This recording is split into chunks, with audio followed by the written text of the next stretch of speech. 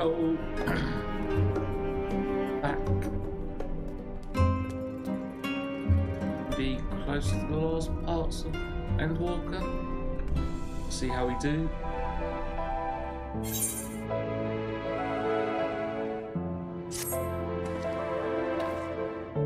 As instructed, I shall take you to see the Aether Burner. Meet me outside the Archean. I trust you can make your own way there.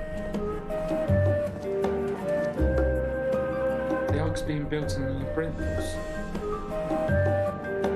Hardly surprising. Where else could they conceal such a massive undertaking?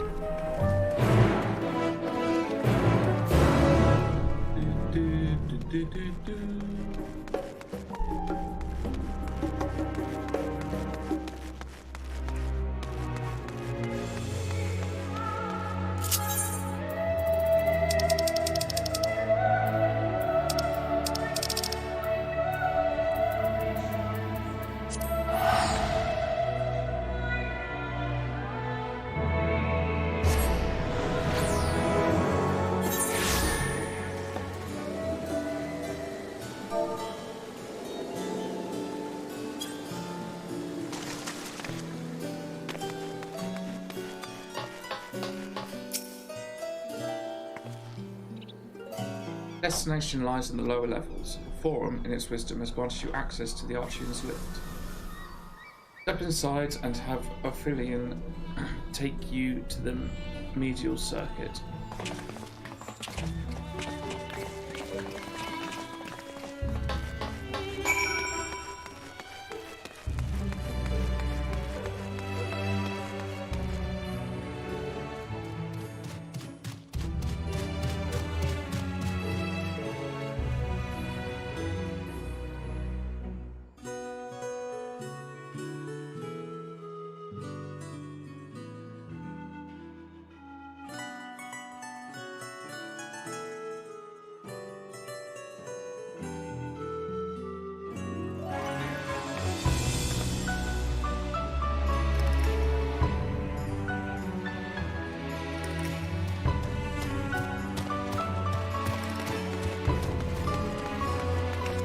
Yeah, we can take the lift down.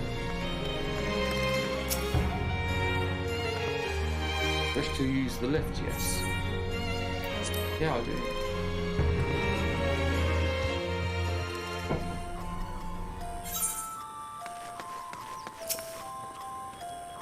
I've sent your associates ahead to Logisticon Alpha. On the other side of Merrill Agronomics. Actually, there is something I've been meaning to... No, never mind, it can wait. Let us attend to the matter at hand.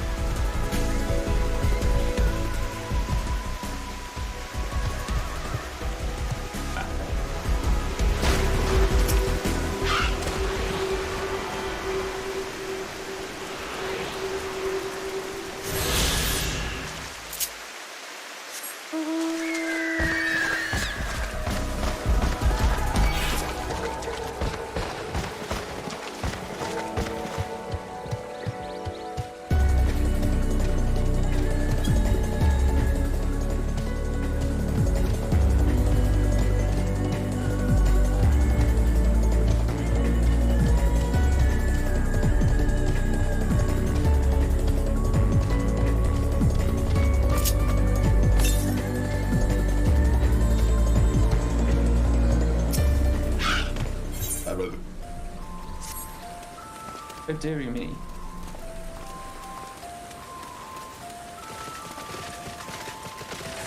My sweetest Shakles, one of the Archion's precious samples has fled. You have no idea what I'm talking about, do you? My apologies. I'm Noel Tia, an archivist. The Archeon is home to various samples clipped from all across the star. One such specimen has just escaped. A young troll, to be specific, though I hope he hasn't been set upon by the local predators.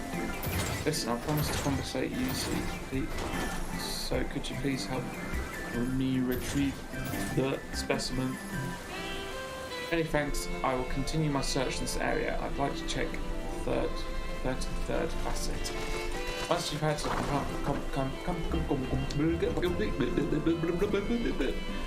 comprehensive look about, please meet me at the Archeon to report your findings. Bye-bye.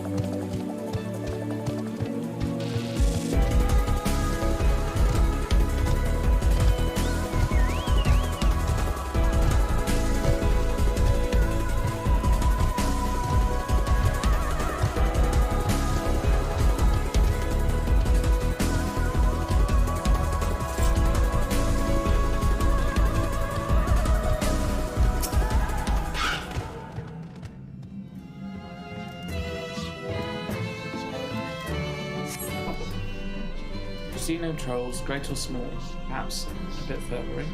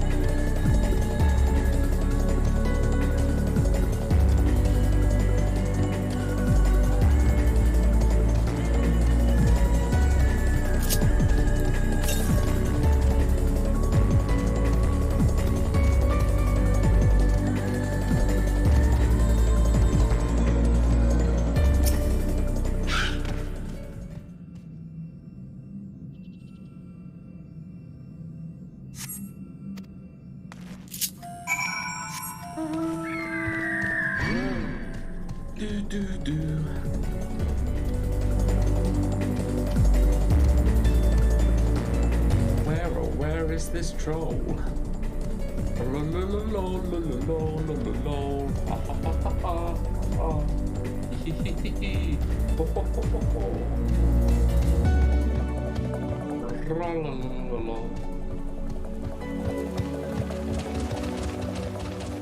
Ouch. Huh?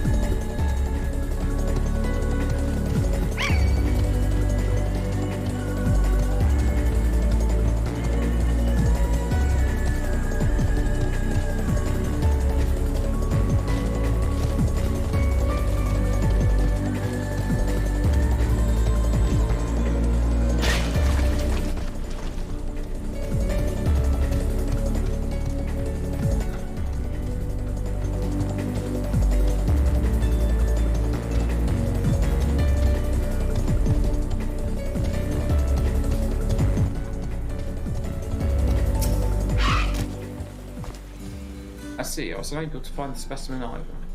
However, I did meet someone who claimed to have seen it in Mornville Forest. Let's head there and see if we can track it down.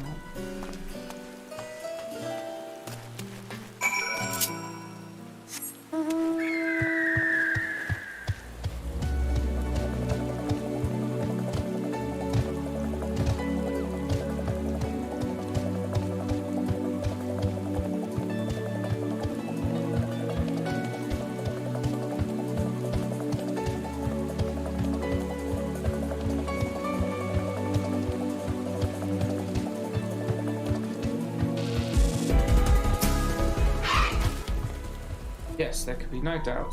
These are Shaggle's footprints. I've uncovered the specimen's trail. It should be close. If you find it under threat from the local fauna, you may dispatch its assailants.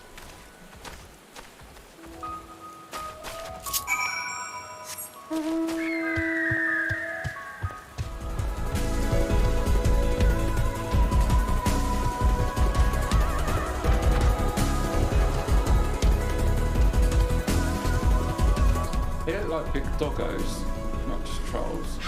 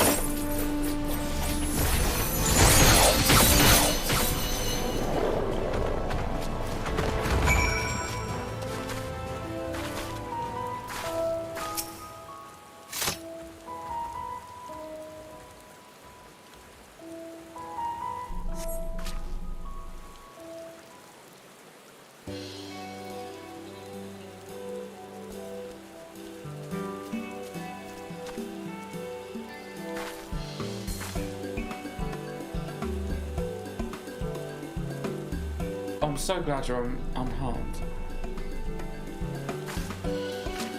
We're all safe now. Come on, let's go home, sweetie. Birds, buffoon.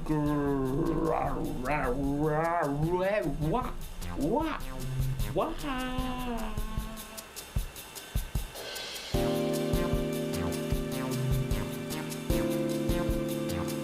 This Archean is under threat.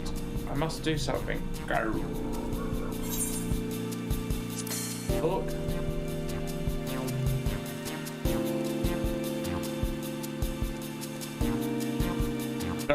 You can understand me?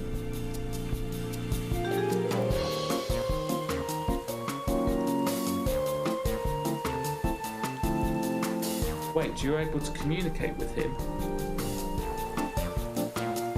Yes. Incredible, I've never met someone with such a skill before.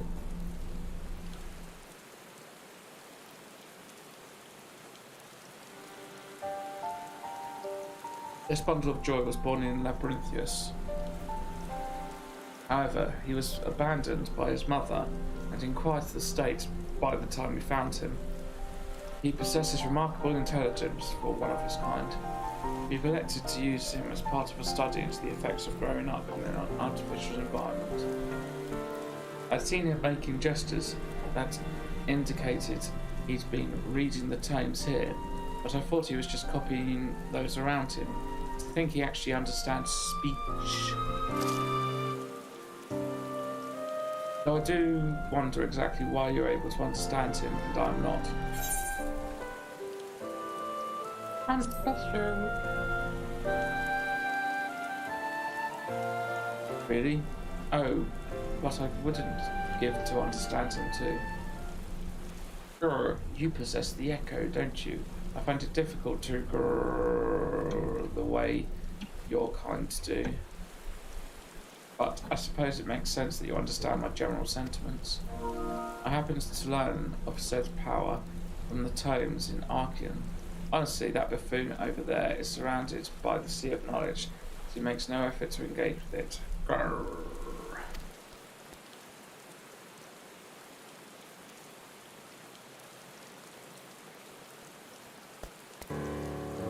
rate, I'm glad to finally have someone to talk to. As I was saying earlier, the Archean is in grave danger. Some garrulous gleaner managed to bring down woodworms in with them during a visit. If we leave them be, we're bound to cause irreparable damage to them too as a facility. I tried my best to tell that buffoon, but it was no use. That's why I look up to a chance went in search of some of my own kind to see if they would help. But you saw how that turned out. Well, what does he say?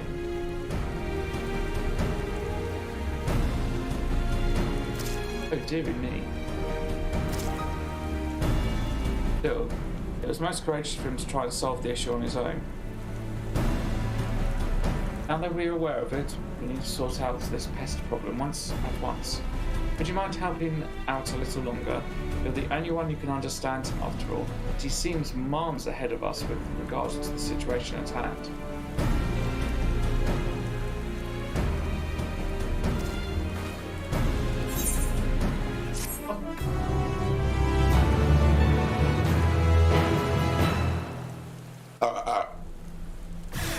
Pardon me.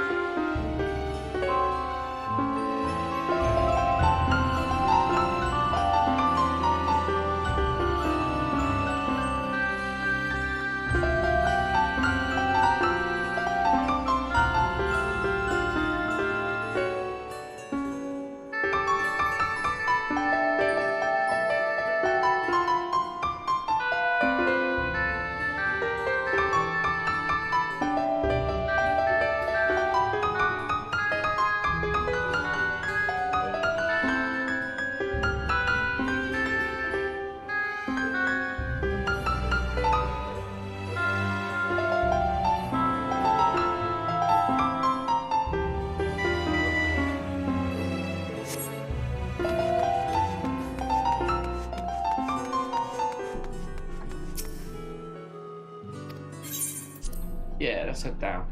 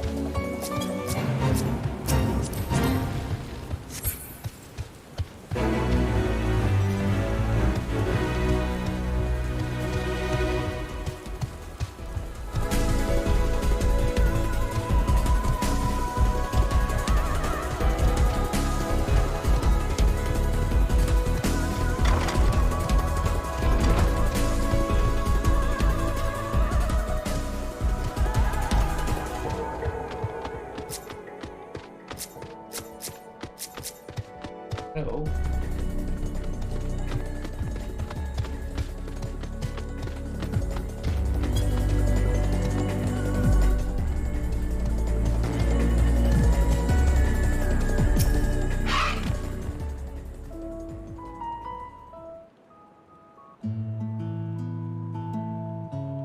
You'll have to wait here while our father arranges for us to use the next lift.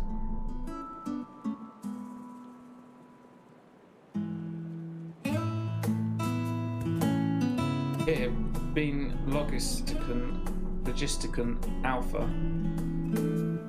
where the atmospheric conditions of Labyrinthos are regulated. Water is drawn from the underground and dispersed as vapour, stimulating the formation of artificial clouds and rain. By manipulating the temperature and air circulation, they are able to create the ideal environment for the growth and preservation of the biological samples kept here. Hold on, how do you know so much about it? Why, father brought me here as a child. What, and left me behind? Actually, you're the one who left me behind, and you went off somewhere with grandfather. The night before, I've been asking father how clouds are made, so he decided to show me.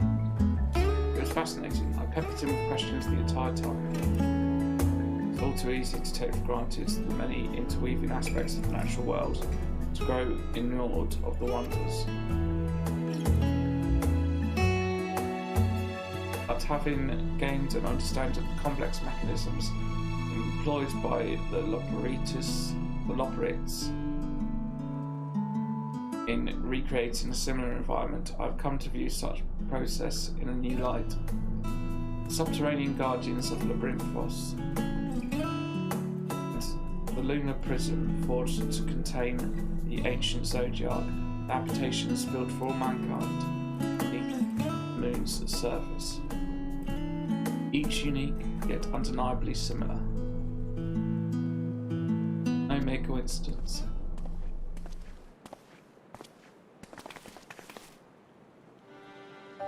Ever since Hydralina unfolded to us the grim fate that awaits Aetherius, Every essential resource we could spare has been delivered to Brinthos. Preparation for the Great Exodus, but that is not all. It's also a testing ground for the technologies that will allow us to settle on distant stars. Though Loperites have endeavoured to make the moon inhabitable, that is not our final destination. Mankind must learn to propagate life where there is none, to thrive where all is barren. Alas, time is not on our side. I have arranged for you all to enter the central circuit. It is there that most of our preparations for the Great Exodus are carried out, construction of the Ark among them. Though our plans have been made public, access remains highly restricted. You, however, will not be subject to said restrictions.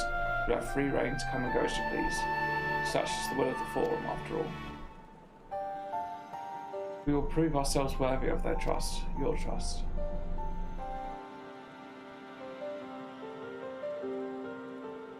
Let us proceed.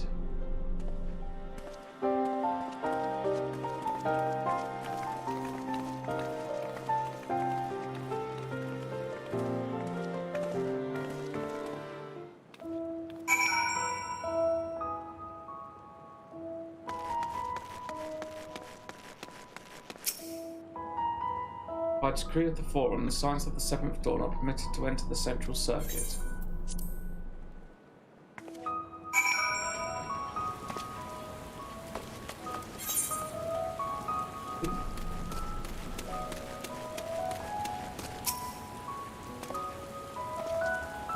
The Aether Burner has been constructed not far from here.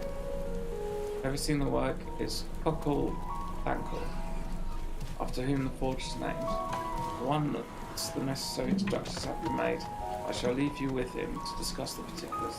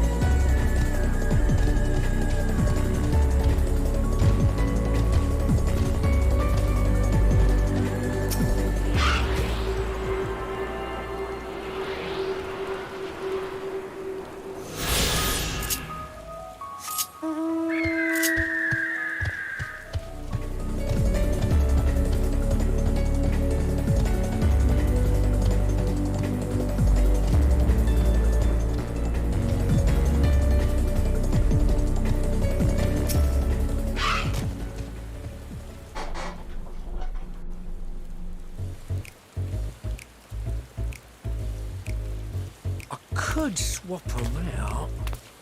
No, been there, done that. Damn near lost my eyebrows. Think, Coco, think! We'd be well on our way to paradise. Visionaries patting themselves on the backs for their grand accomplishments if you'd only think! Yes, that does sound rather lovely. Yeah! I mean, masterful, you know, what a pleasant surprise. We're not blasting off already, are we? The schedule remains unchanged, for better or worse. Which is why the Forum has elected to accept assistance in resolving the ether burner conundrum.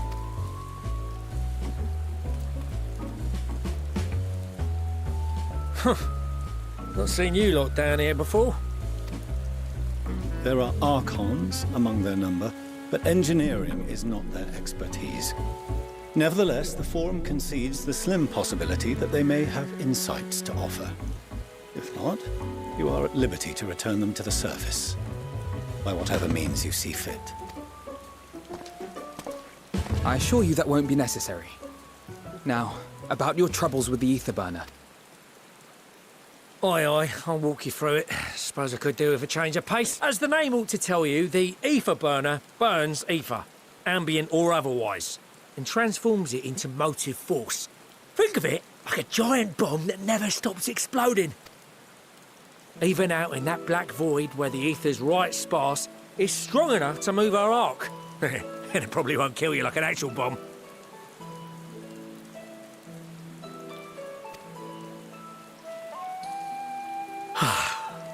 But it ain't perfect. According to my calculations, to travel to the moon and back fast enough for the Forum's liking, the conversion rate needs to be 6% more efficient. A measly 6%, you say? But if I could have squeezed even another 0.6 out of it, don't you think I'd have built it that way in the first place?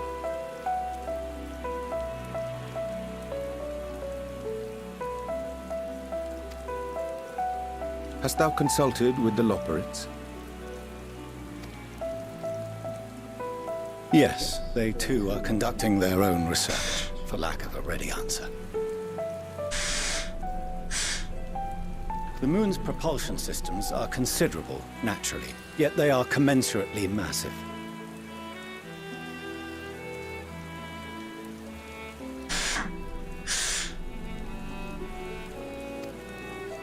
It is no easy feat to convert their technology into an efficient means of propulsion for a teeny tiny toy boat, as they say, and as I most certainly do not. Yes, exactly!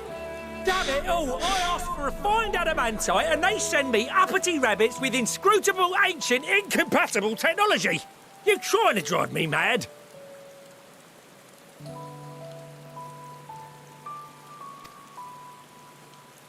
Do you speak of Allegan refined adamantite, perchance? You know of it? Only in the most general terms, I'm afraid. 'Twas an alloy of Allegan make, but the secrets of its production were closely guarded. As I recall, the record stated it was vital to Dalamud's construction and launch. Aye, that's the stuff. No material more conductive far as I know. Slotting some ends like blowing up a dam and watching the river of ether come rushing through. Ain't a living soul that knows how to make it, though. We were fortunate enough to salvage some for the ether burner, just a wee bit, mind, from a chunk of Dalamud that came hurtling into the northern empty during the calamity. With more, well, that extra 6% efficiency would be child's play. It's a crying shame that we've no other sources. Surely the many shards of Dalamud scattered throughout Eorzea would suffice. Why not get the refined adamantite from them? Oh, we tried, believe you me. But only a few specialised pieces would have had any in them to begin with. Drive calls from Ragnarok-class internment hulks. Those are the prize bits we really need. According to the Gleaners, getting to them means delving deep into the shards. And and the defences are still very operational and very eager to blow them up. It's rough going in there, even for the cream. Not sure they'd make it out alive.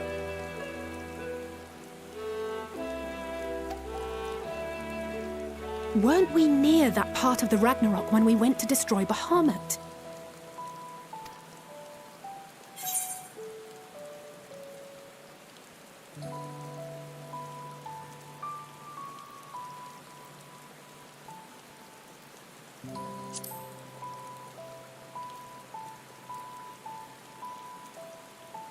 That may be for the best, though you doubtless find the task too dull for your liking. Oi, can I help you? There are multiple internment hulks in Eorzea alone, so handling this ourselves may not be the most efficient option. Rather, if we could salvage adamantite from the shards simultaneously... Thancred, is the link shell we established before you went to Garlemald still active? Of course. The floor is yours.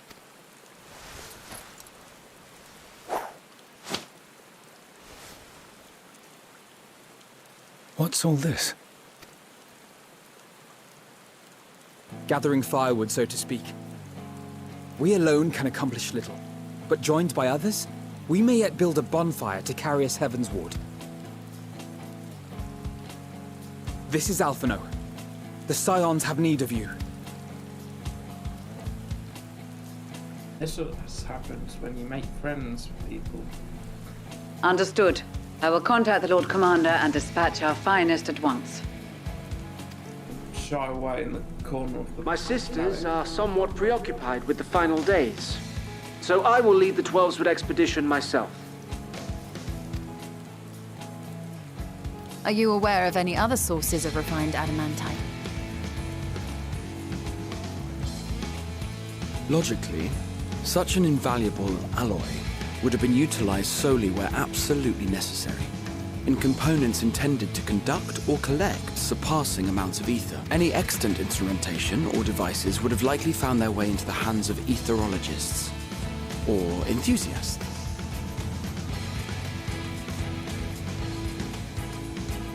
Magical artifacts of Allagan design? The Eastern Alliance will send word to one and all. Are there other ways we may offer aid? No shards of the Lesser Moon scar our soil, but our stake in this cause is no less for it. Is there anything in Othard that might be of use to you? What did you say? Oh, you got friends in far places, lad. Any road, if you're offering, I wouldn't say no to one of those Far Eastern sacred relics. Some of them can hold enough ether to summon a whole damn primal. Combine a source like that with the ether burner, and 3, 2, 1, cover! I gather you heard his explosive enthusiasm. Might you secure us a suitable relic? It shall be done. I know little of machines, but I promise we will do our utmost to gather the materials you need to finish your starship. I am glad for the work, in truth. Better to busy oneself than wait and fret over disasters foretold. Then why are we all still standing about yapping? There's plunder for the taking. And I'm a born plunderer. I'll be an old Charlian before you know it. Start mixing the grog. I'm certain that can be arranged. Thank you all, and do be careful. Just like that. Aye, just like that. Our refined adamantite is on its way. Now let us consider our next steps, shall we? There's yet much to be done.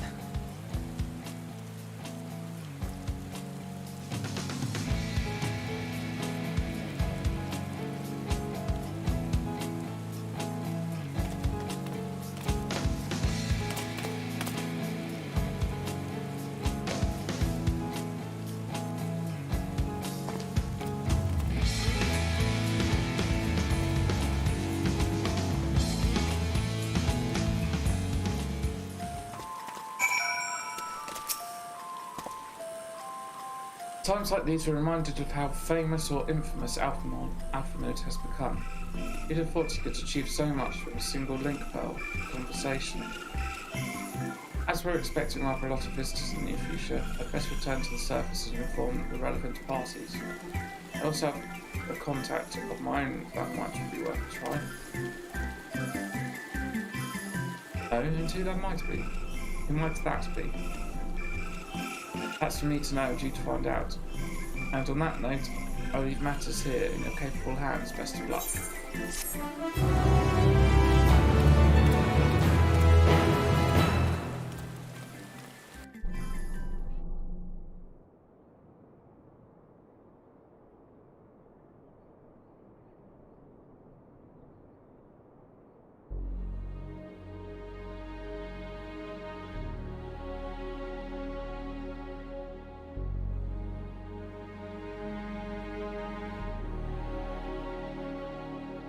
Our course of action is clear. We must harvest refined adamantite from the shards of Dalamud and procure arcane relics of Allagan make. Summon the best and brightest of our immortal flames and form an expeditionary party at once. Call upon the Sultan Sworn and Brass Blades for support as you must. Papashan, send word to the guilds. We will require the expertise of master artisans if we are to have any hope of identifying and recovering these elusive materials. Thiergeist, we have need of your stone torches. They are to assist the immortal flames in scouring the ruins and to help secure the surrounding areas. I trust I can count on your support. As commander of the Stone Torches, my son Zimberg will personally see it done. Pippin, I would have you lead the raiding party.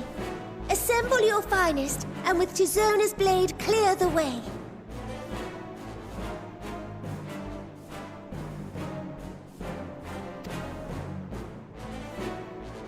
Lord Lolorito, I pray you take charge of the search for Allagan relics.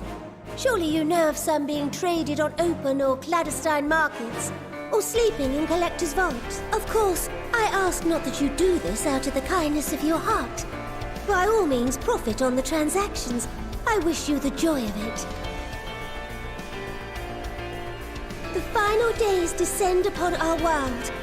If circumstances are truly as dire as they say, Uldar's best efforts may be for naught. And yet, when we Eorzeans rose from the ashes to rebuild our broken realm, did we not learn one simple truth?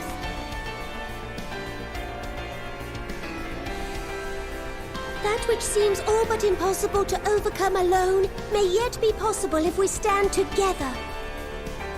It was the Scions who united us then, and it is the Scions who call upon us now. Uldar will answer that call. We will summon our courage and join the fight for our world's future. You know your duties. I, Nanamo Ulnamo, 17th in the line of Ul, bid you good luck and Godspeed. Last one, Namino. Give out those commands.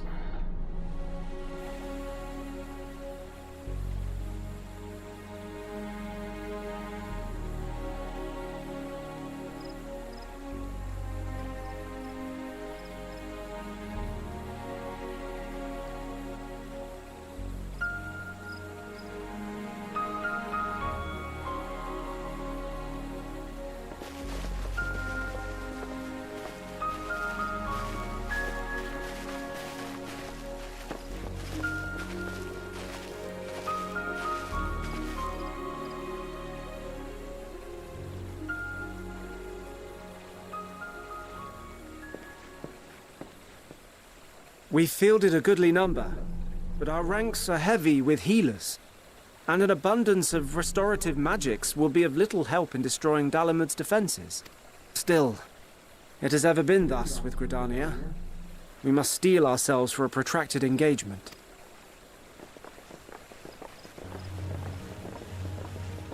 In that case, might I suggest taking us along? Last one, Lise. Commander Hext, what are you doing here? None of the shards in Girabania are big enough to hold an internment hulk. So we said to ourselves, why not lend our neighbors a hand? We thought you might be short on people with a talent for breaking things. While it pains me to admit it, you are right. Our deficiencies so plain to see. It might have been a lifetime ago, but I was once one of the scions assigned to the Shroud. I know this forest well. I know your people. And I know we will be stronger if we fight this fight together.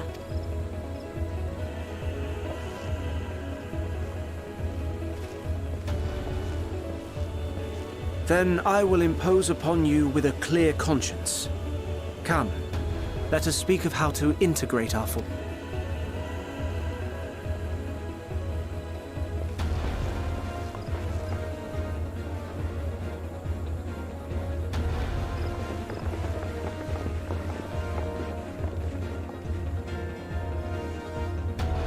I won't let it all be for nothing. I promise you, Papalimo.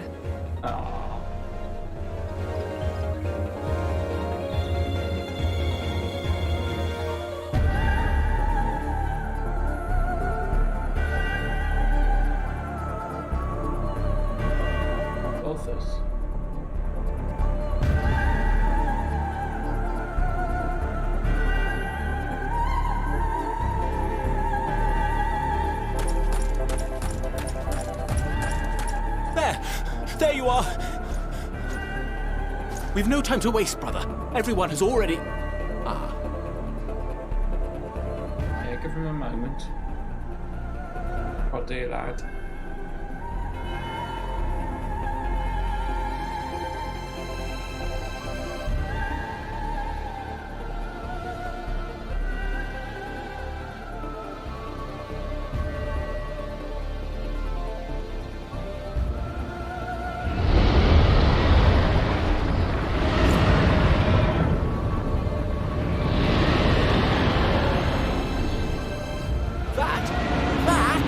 A roar!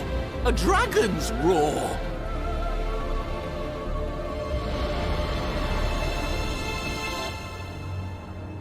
Who is it?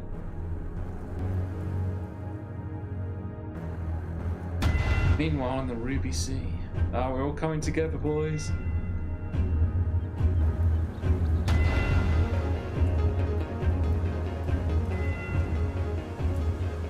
And so, in summation, the Eastern Alliance, as well as the Honourable Lord Lolorito himself, reached out to me for assistance in procuring these treasures of the divine, and I, in turn, do beseech the Confederacy for aid.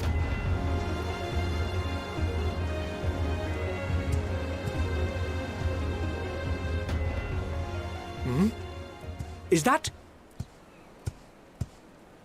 Hancock?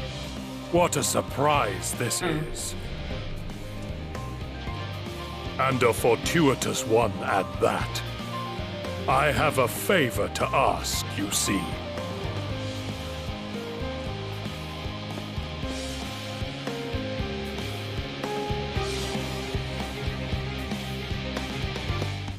Yeah, bring all the legends together. Legends still left alive need to join this fight. Our friends are searching for refined adamantite and sacred relics. You'll only know if they meet your requirements once they've arrived. In the meantime, is there aught else we might do to be of service? I've already done more than enough. I had to say though, I could use someone who knows a thing or two about elegant technology. You there, the lad with red eyes and matching hair, you seem to know more than the average scholar.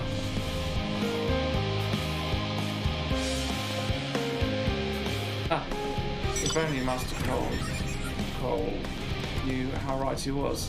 While he and Graha established a rapport, I don't really help with the preparations for the Great Exodus. Indeed, this will mean going above and beyond in terms of our arrangement, but I propose this not to curry favour. As confident as I am that we will succeed, we must be ready for every eventuality. It should also be an opportunity to familiarise ourselves with the logistics of traversing the great expanse. If nothing else, it beats twiddling our thumbs while we wait for the adamantite.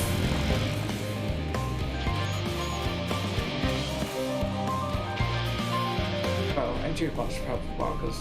If you've minds to lend a hand, I know where you all got to go. Charlie and Hamlet is lousy of researchers and scholarly types, busying themselves playing the Exodus. Ha! That lot needs all the help they can get. Well then, off we go.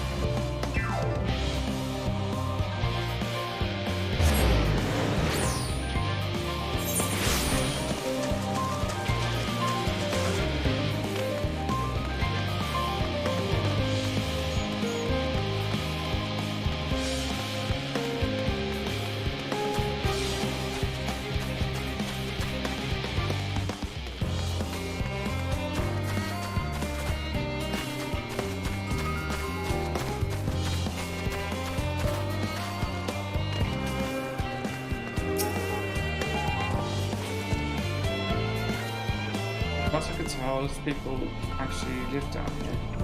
Don't know how much help we can offer, but I dare say they'll benefit from some of that fresh inspiration Scholar Montichene mentioned. Let's stop asking around ideally without getting in anyone's way. Let's meet by the heath, alright, once our work is done.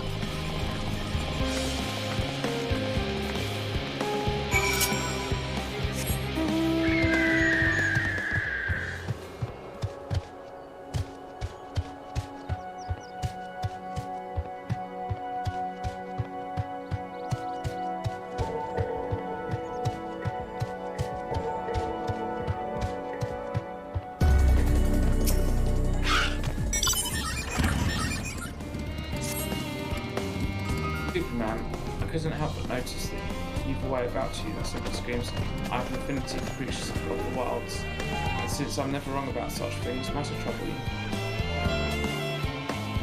Amongst the troops of trolls living in the outer circuit, came upon one who was sick beyond measure. I took the poor creature in, and at once I saw him healed, of course, but when I attempted to return him to his rightful home, he flew into a panic, as if he could not bear the thought of going back. To make matters worse, the troll saw fit to escape into the den of animals. I would not go after him, but I'm so fumble-footed I'll scare him off, like as not, and to be torn limb from limb from my pains by the fiends. So, I turn to you. Would you seek out this troll of which I spoke? I shall provide you with his favourite food, and with it, be able to calm the piteous thing. Hopefully, that will be enough to see his senses restored, and for him to come hurrying back. And though I shudder to think of it, if any of these fell animals seek to impede you or pester that troll, make those beasts forget their interference. Oh, don't worry, you will be rewarded for your efforts.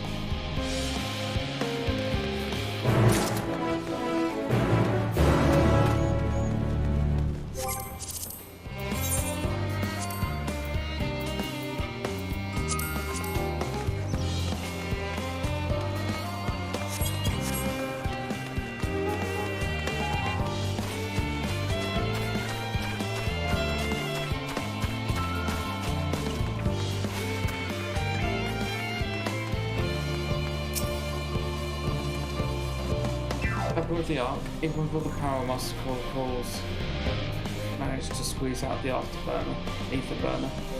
It's still not enough apparently. Now I feel the final days have arrived, hold the creatures running rampant all over.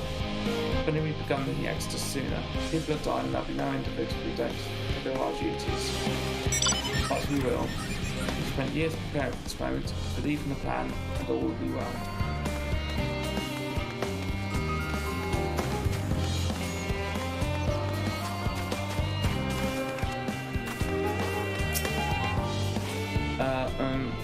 Hello. Are you one of the new helpers? Working on the Aether burner? Oh dear. I hear things have come to a standstill on that front. Even so, I choose that over my current duties, checking and loading samples day in, day out. Tiring, thanks as well. Still, no one will be crossed by this place of view, the fumes or what have you. The forum's got enough on their plate as it is, what with deciding who gets to board to the Ark and when. Lots of powerful people have opinions about that. My heart goes out to Master Fortune and the others. I hardly get a moment's rest, I expect. Do they even have time to sleep?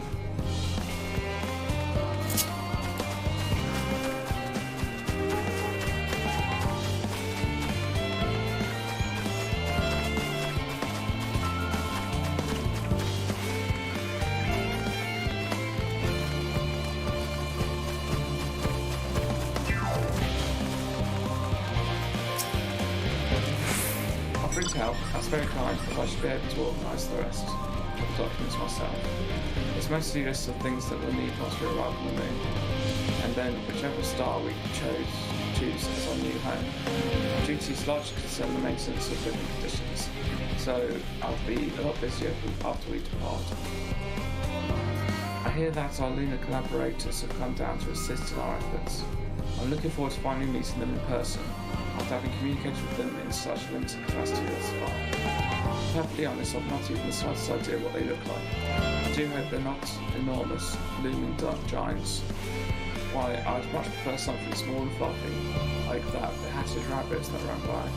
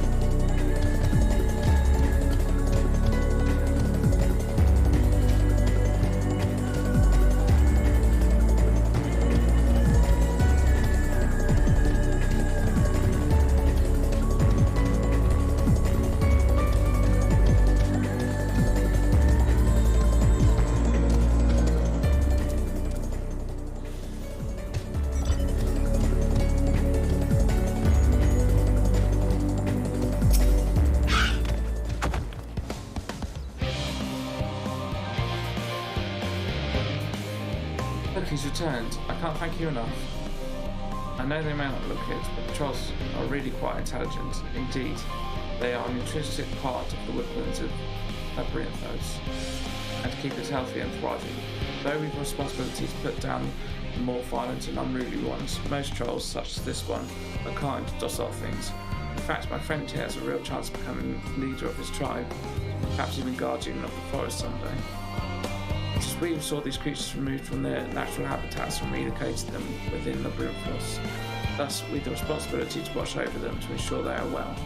It would not be too cruel to, and it would be too cruel to dispose of one simply because they are under the weather. Ah yes, your reward, here as promised. Now then, it is high time I saw this fellow return to the outer circuit. Farewell, adventurer.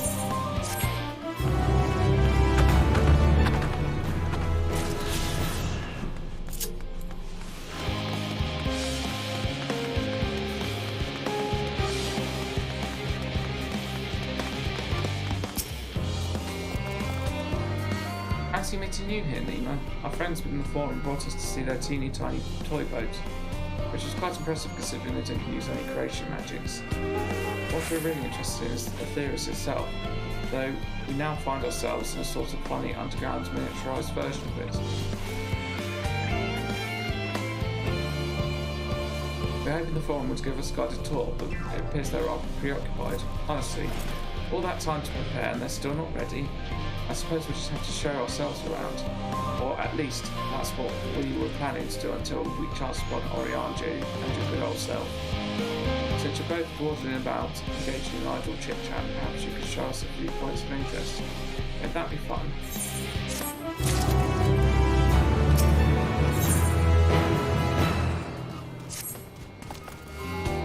Tour of Labyrinthos? An unexpected yet prudent suggestion.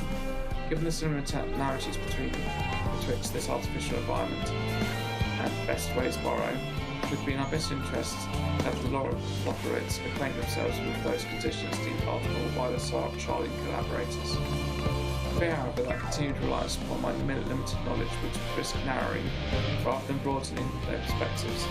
Mayhap they are better suited to lead this adventure. It was a marvellous idea. Might we begin with the great big what's it over yonder? Ah yes, the what's it. I shall leave the explanation to Nima.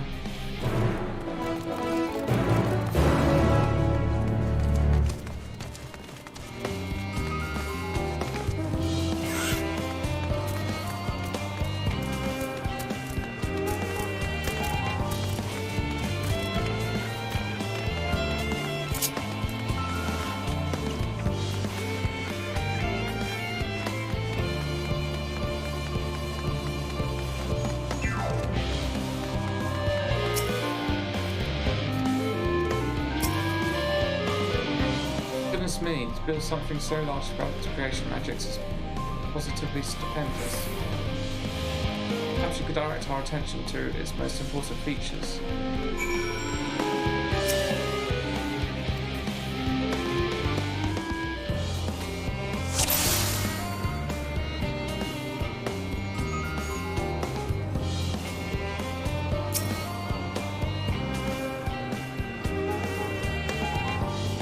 Looks like the trees in greatest Enso. Hold on, that's a bit of a strange shape. It's thin at the bottom but big and round at the top. Quite tall for something so unbalanced too. That makes sense. That's where they store the water.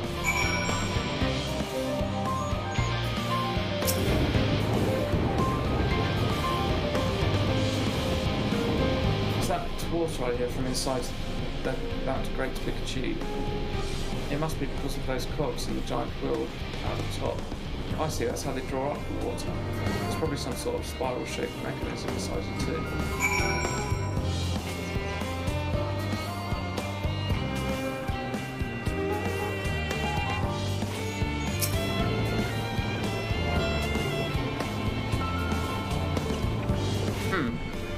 It's a little hard to see from here, but that's a golden pipe connected to the top of those tanks.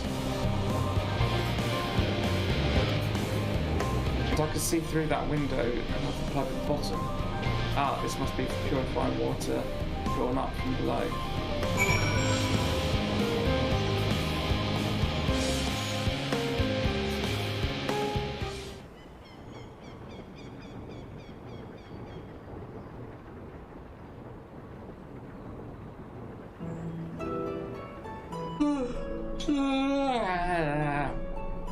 Well, if I were to hazard a guess, water drawn from underground, presumably with some other mechanism, is purified here and stored in that tower before being distributed elsewhere. Am I right? I'm right, aren't I? I knew it.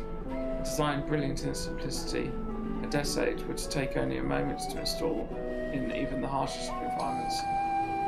Loperates, that is.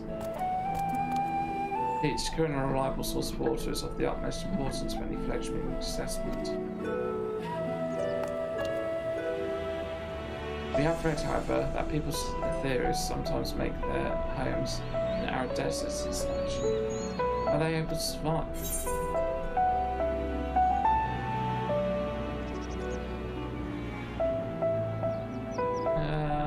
Crisis.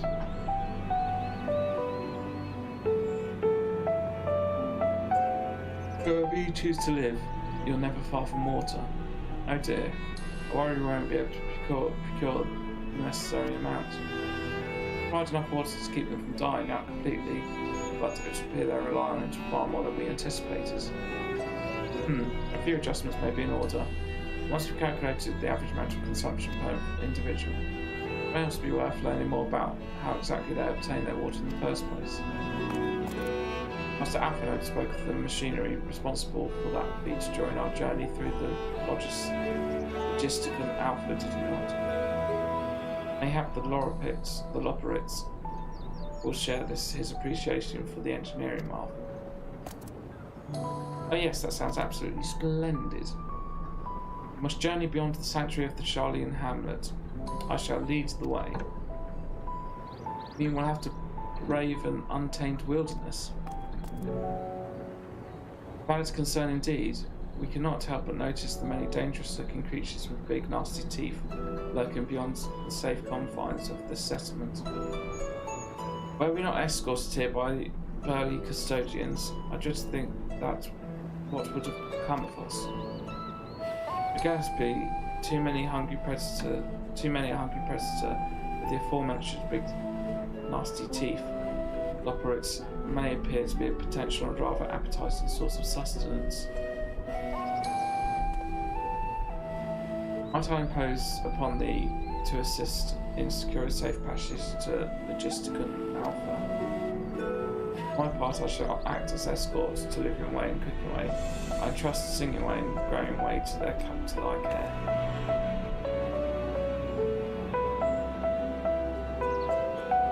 While valiant protector they could not wish for, Godspeed.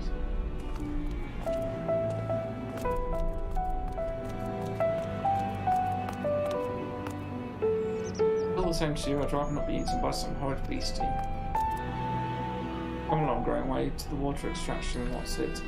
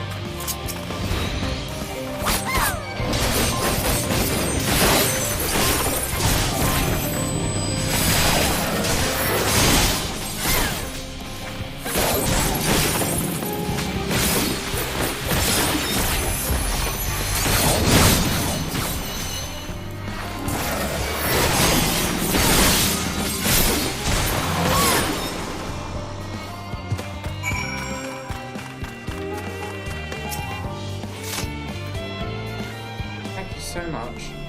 I really hope this water extraction, what's it, is worth these harrowing experiences. All part of the plan, some might say, but I'd rather not be burnt to a crisp if it's all the same to you.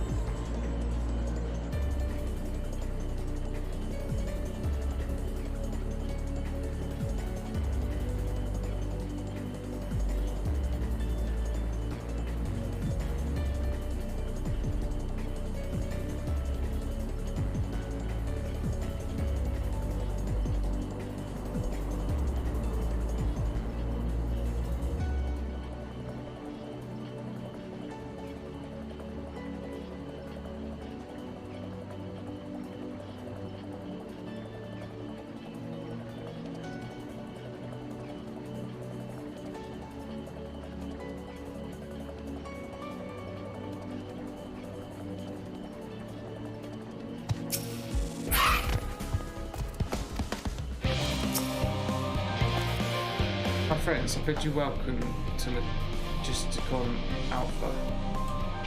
Our destination doth lie at the lift's top. Pray follow me.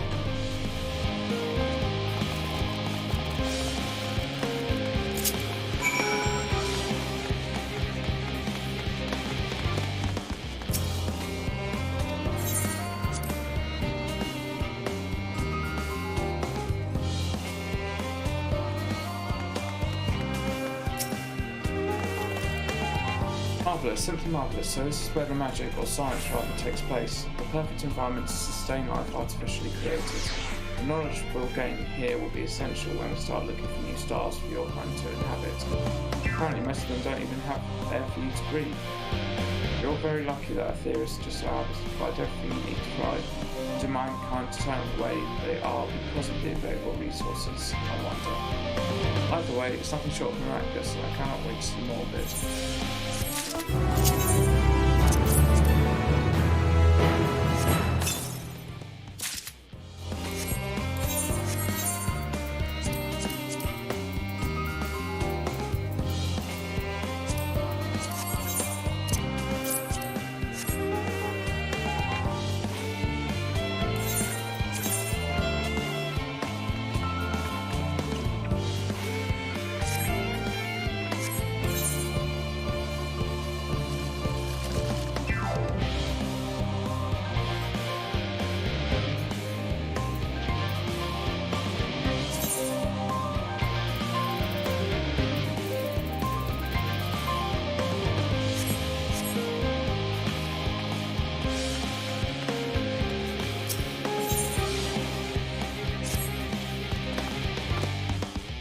Very wonderful, I'm sure, but I was rather hoping to learn more about your nourishment provisions facilities.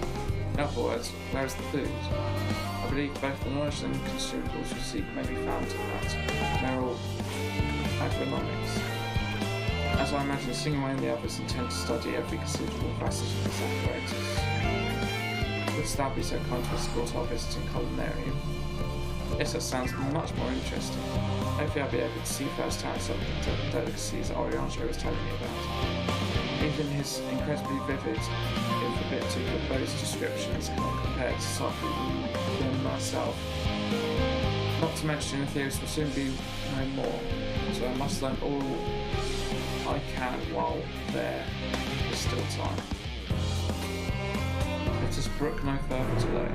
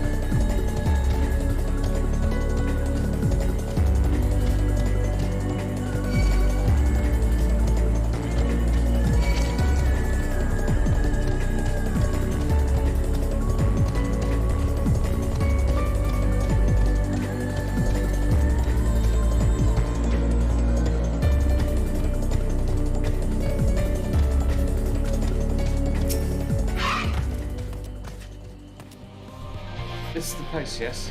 A heady aroma was enough to guide me here. I spotted several of the fruit and vegetables featured in our compendium. I still have to try some, but I read that those who help themselves to a farmer's crops without permission are often caught and put into pies. Perhaps you could ask whoever's in charge if they would be willing to part with a few samples.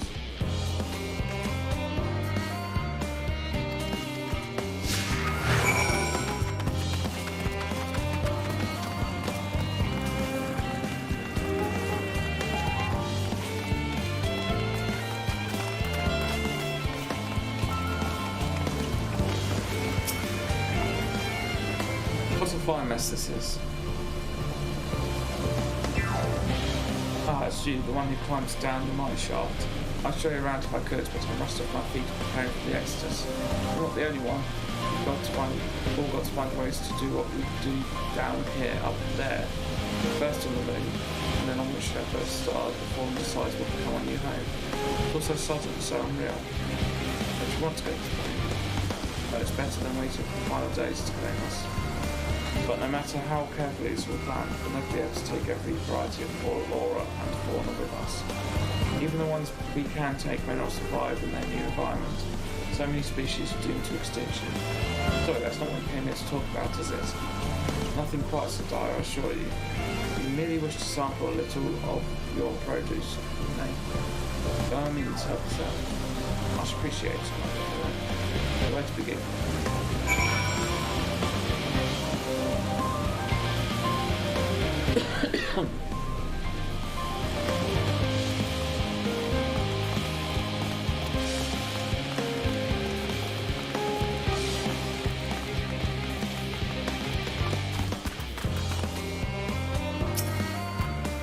Oh, I know what these are. Grapes, yes.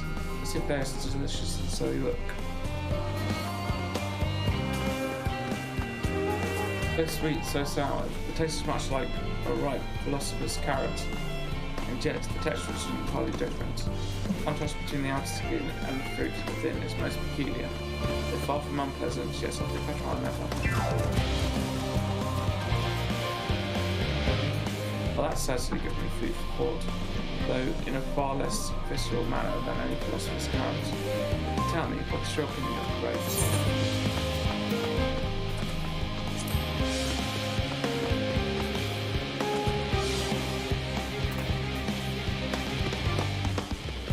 Yes, they're rather Moorish, aren't they? And from what I've read, quite versatile too.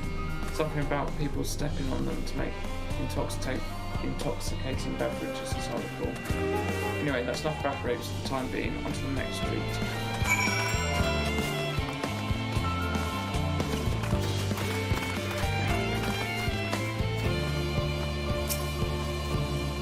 Orange by name, orange by nature.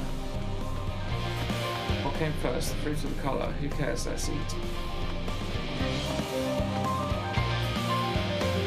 Yes, that's equal parts sweet and sour, as with the grapes, yet nothing alike. I may have to consult Oriange about expanding my vocabulary. I simply cannot find the words to describe it. Perhaps what I'm looking for is bitter. This is all very complicated, you know. So many flavours, so many choices, and each individual with their own personal preference. I can't see why you all turned your noses up at the idea of eating nothing but carrots. Marvellous though they still are in my estimation. Let no one say I said otherwise. But speaking of carrots, I've yet to sample any of the vegetables. Let's see what's left. What's in the field over there?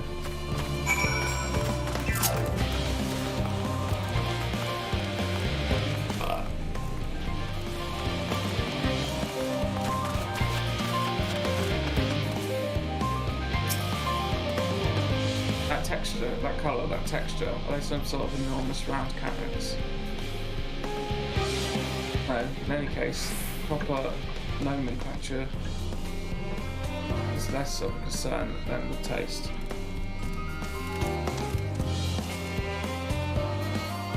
There. It's so hard and flavourous. It might as well be chewing a piece of wood. That all but confirms it. These are nothing more than misbegotten failures masquerading as goodly carrots. Stop. Can't you see these are pumpkins? No one with any sense will try eating them raw. You're supposed to cook them first. Do you not find it an awful bother? Far from it, cooking is a joy unto itself. Once more, broadens the range of ingredients that we may safely eat. Above all else, cooking allows us to draw out full potential for our produce. Pumpkin stew has been one of my favourite dishes for as long as I can remember. And then perhaps even these hard blocks of plant matter can become delicious as well as the orange I sampled. I wonder though if there's anything even more delicious. How about that yellow fruit over yonder?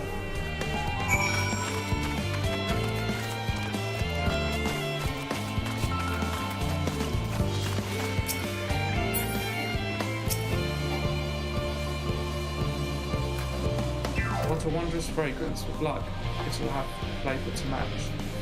As I've no idea how these are eaten, I'll just bite into it. My tongue is this poison?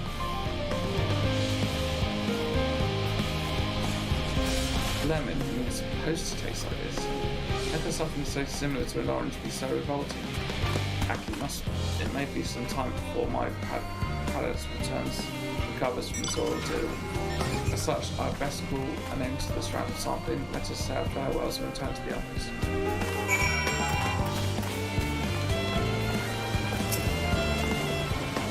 Finished, have you? I trust you found something to your liking. I'm rather enamoured grapes and oranges. They sowed the pumpkin. I learned the hard way they're not to be eaten raw.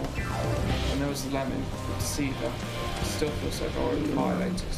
Aha, first time was it. I'd hate for you to leave with a bad taste in your mouth in more ways than one, so I'll give you this lemon muffin I hate. This doesn't change your opinion, nothing will. More lemon, have a lot of soft smell. Nevertheless, it would be remiss of me to spurn this opportunity to bits of sick came up there. Learn more of your inscrutable ways. Very well, lemon muffin, do your worst.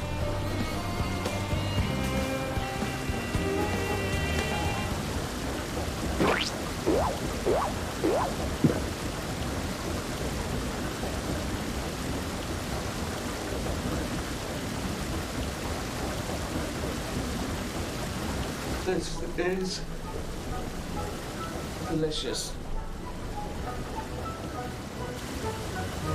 Although I still detect a hint of lemon, it complements the sweetness of the dough to create a perfect harmony. I never would have guessed its vile bitterness could be utilised so elegantly. Lovely chap, this is simply breathtaking. See, we rarely use lemon in its natural state, because it has a starring role in all sorts of recipes. And the same is true for many other ingredients. It comes down to making the most of the resources at our disposal. Sometimes that can even be the difference between life and death. I know we won't be able to take every species with us. No doubt the forum agonised over what was worth observing, or what will be consigned to history. Hard choices. To make them we must be able to survive. Such strength of will, now I know what hides in the season you'll find.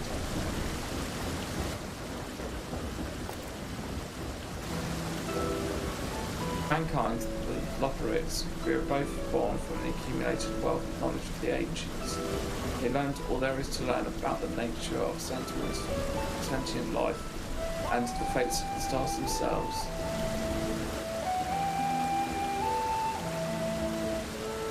Once a civilization has fulfilled the basic requirements for survival, it will inevitably seek to eliminate all forms of negativity and achieve perfection.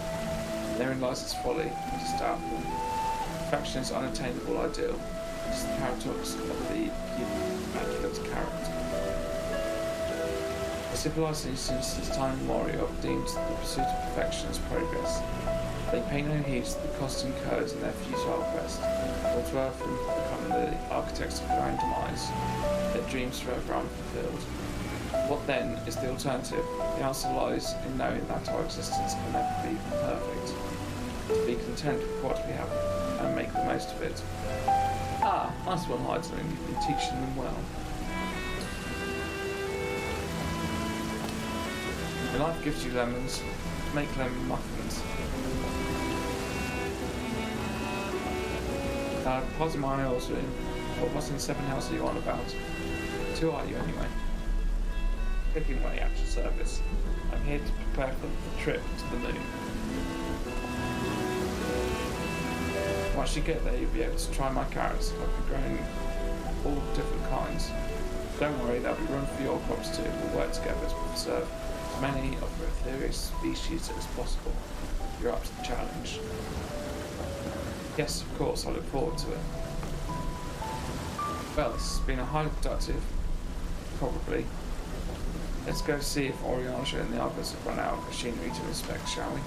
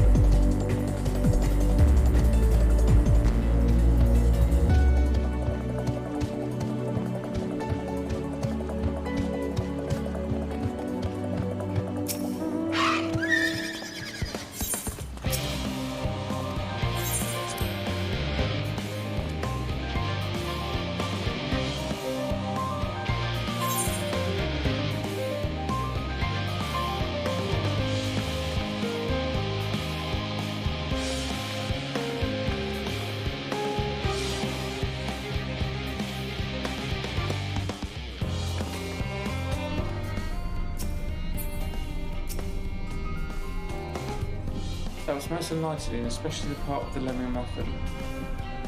Actually, I was wondering, do you know of any other places famed for their cuisine?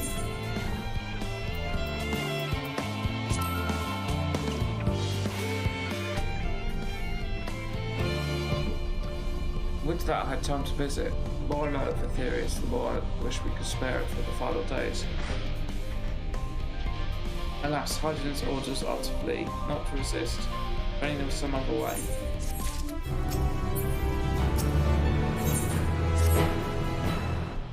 Nima, I trust thy time at Merrill agronomics to bear fruit. Ha ha ha ha ha, Arianche.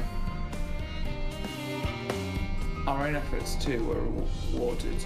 We now possess an embarrassment of educational riches. No doubt our guests' relentless pursuit of knowledge could occupy them, and us for a fortnight. Alas, time is of the essence. Let us return to Charlotte Habit forthwith. I shall gladly attend to each and every operator there. Should further questions within my power to answer arise.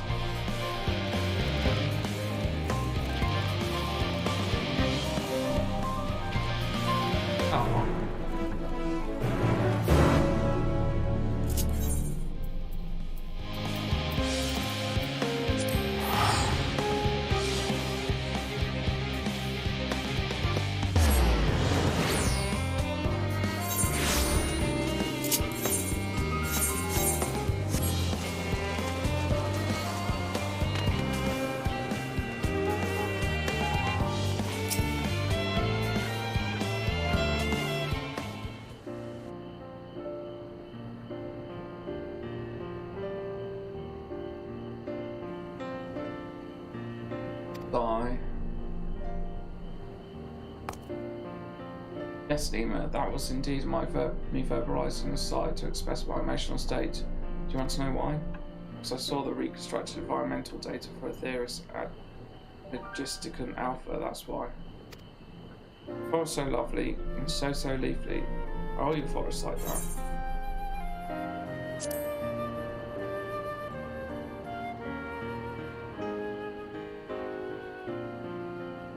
Gasp, I say. With a star so wonderful, it comes to no surprise that you're reluctant to leave it behind. I was a fool to think otherwise. To assume that the moon was something worth being proud of. How ridiculous we must seem to you, trying so hard yet achieving so little.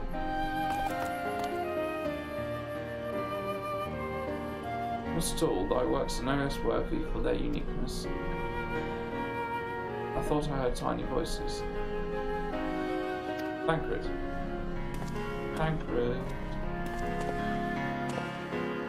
How didst thou fare? Oh, I was able to glean a fair bit from researchers while helping to move their cargo. Preparations have proceeded without interruption here, despite news of the coming end. We have the Forum's leadership to thank for that. That doesn't mean my people aren't worried, though. Quite the opposite. Known disaster could strike at any moment, they hurry to complete their work, equally aware that a single error could be the difference between life and death, and we can hardly tell them there's no cause for concern.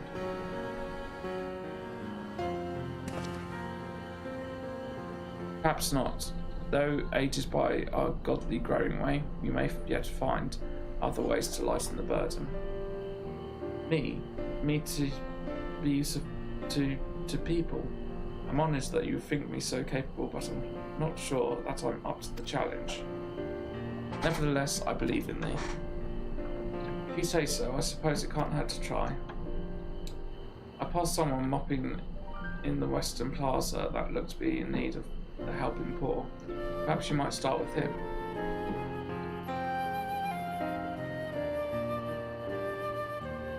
Good place as any, come.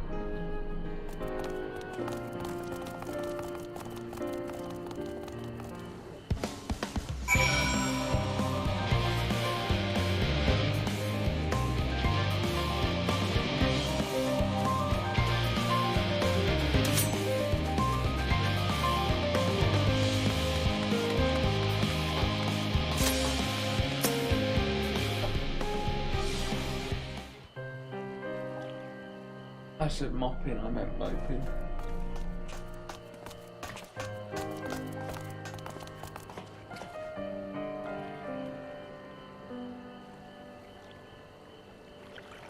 Oh, What can I help you?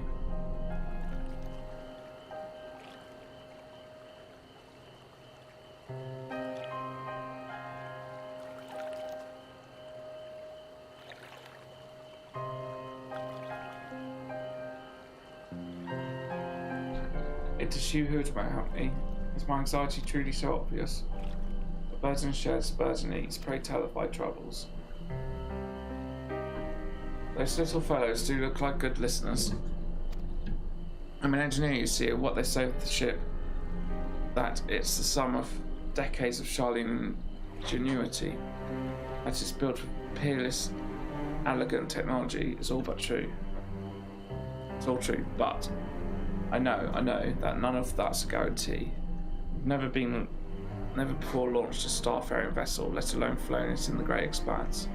All the tests we've run have been on the ground. Only operational personnel and cargo will be aboard for the first voyage. But even so, if it fails us then, what can we do? If it doesn't, it could fall apart on the next flight, or the one after that. We've done everything we can to prevent that from happening, but it hardly matters. We thought the Aether Burner's design was flawless, too, and look how that turned out. Thou art familiar with these most daunting technologies, and thus dost thou hold power to allay his fears. Oh, I'm not sure about that, but well, maybe you could tell me if there are any aspects of the ship's design that you're especially worried about. Our ability to walk about and perform our tasks for one, but to devise the means by which to employ gravity, a spatio-temporal spell to regulate the environment. But what if it's not strong enough? What if everyone floats away and begins crashing into things as soon as we've left the star? Ah, gravitation. Maybe I could be of help after all. Up there it's not so different from down here, you see. Same rules apply, and if you consider them as part of one great big cosmos, rather than separate places.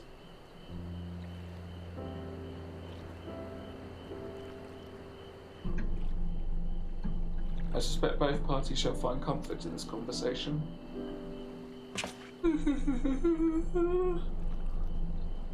Yet, if Franklin's tale be true, still others would benefit from insights born of experience. Might I prevail upon the Loperids to attend them? An excellent idea, if I do say so myself. There is naught to be like more than to ease the hearts of the fine people of the theories, and learn more about them while we're at it. Full glad am I to hear it. Gather thy companions and bring them hither. Nima, thou hast a gift for finding souls in need of succor. Pray seek thee out the distressed and apprehensive, and inform them that help is at hand. I shall await them here, that I might introduce each to a suitable Loperid.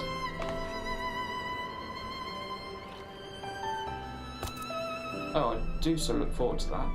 Place for every Loperid, and every Loperid in their place.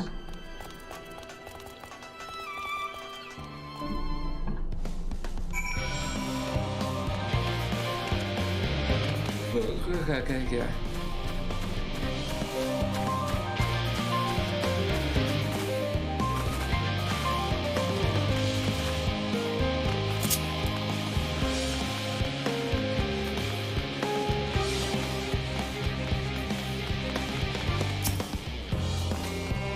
Have you heard anything of what's on the moon? I have no doubt we can make it up there, but searching for a new star, part of the plan, sounds awfully vague to me.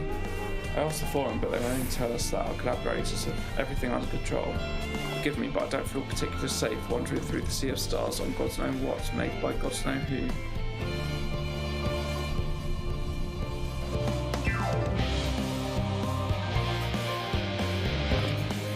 You mean to say that I can speak with them directly? Amazing, I hope they like questions.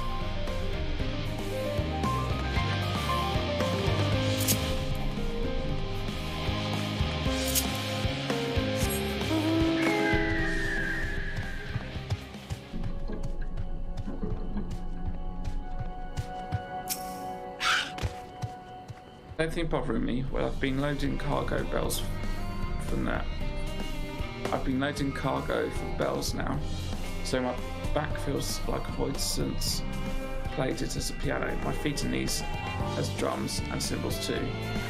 Previously was time if we need to break.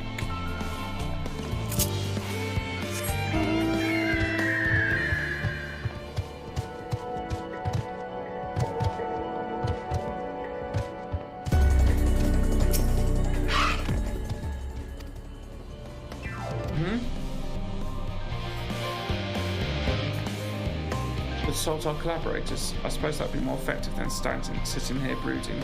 I'm tempted to calculate how much cargo we can consolidate into fewer trips. Should the Aether burner make our original estimates unfeasible, but there are simply too many variables. I feel as if my brow will turn inside out. But perhaps our lunar associates will have more insights into how much weight constitutes too much weight for our purposes. Thank you for letting me know.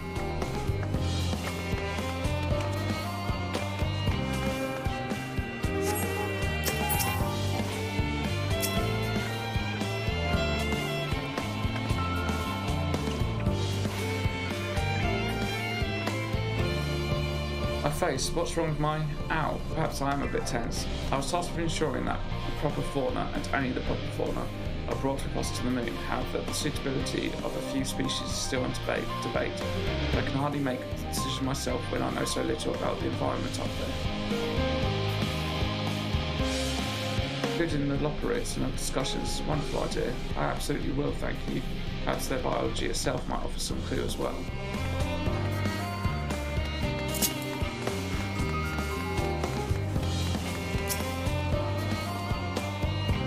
Yes, you idiot. Have you seen an envelope lying about? This imbecile refuses to give me the alchemic I ordered about that bloody slip of parchment.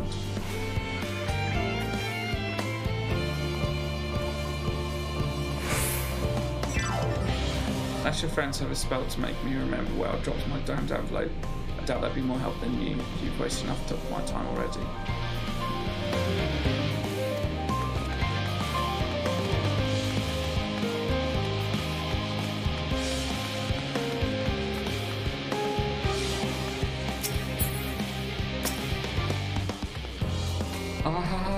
The end of the world is nigh, yet the work goes so fast now.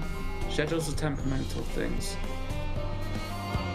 Peaceable one moment, utterly bollocks the next, and yet I've never felt so alive. This one's beyond tell.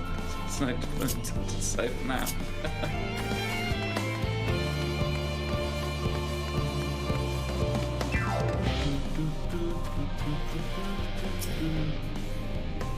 "56 bunches of weeds on the ground, 56 bunches of weed, rip torn out, add to the mound, 55 bunches of weed in there." I'm not neglecting my duties, I swear. I was in need of a little break, you see, but then I found myself unable to relax at all, so I went on a walk, and then I noticed these weeds, and... pleasant conversation partners, and oh so fuzzy. Goodness me, that does sound like a much better way to relax.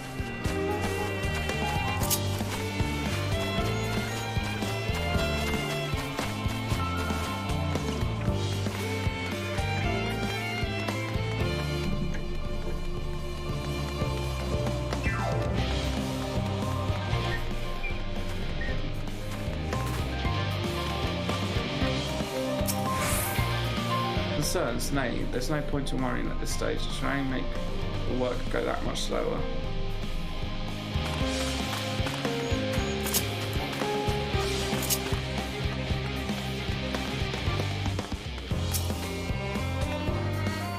What am I thinking about? The medical facilities on the ship, of course. I designed them with the assistance of our sages and chirurgeons. But to imagine every illness or injury that one might face in that great expanse is beyond any of us, to say nothing of the effects that living out there indefinitely might have on the body. The crew from the moon, why did I not think of that?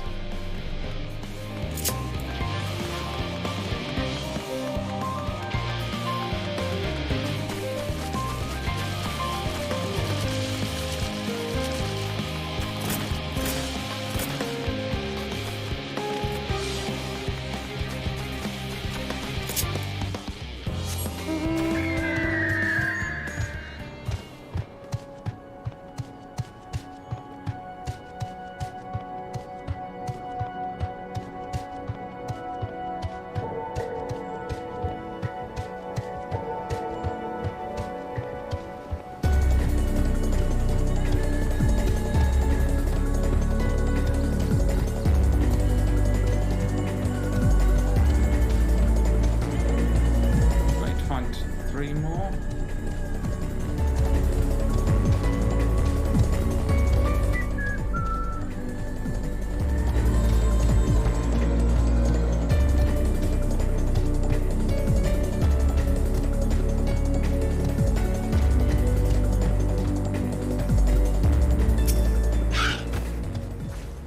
How much help you? How much help you? My, what's a lovely idea. I too noticed people becoming rather tense, so I rushed out to pluck some fresh and fragrant tea leaves. Now I need only track down 100 or so cups, but don't you worry, I can manage. I hope your plan to cheer everyone up goes well.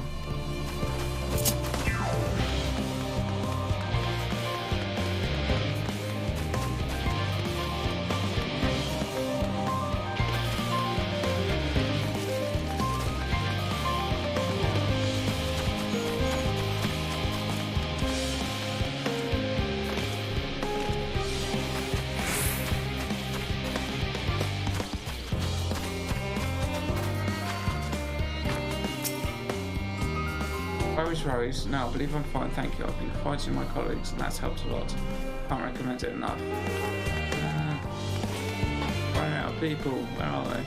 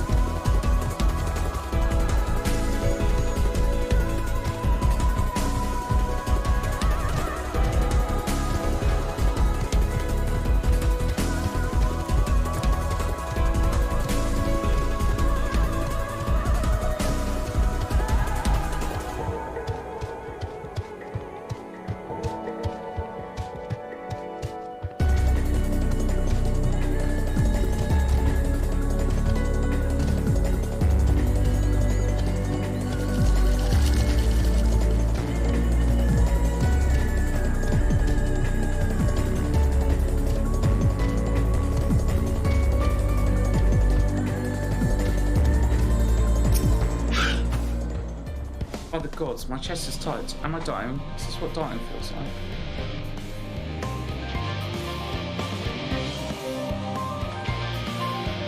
Oh, do pardon me, I didn't see you there. There is no cause for concern, I assure you.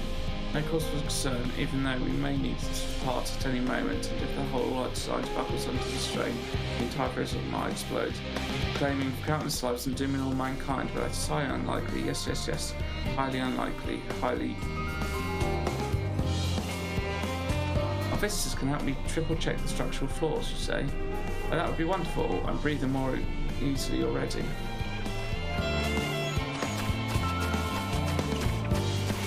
I can find 2 more of these bastards. Where are they?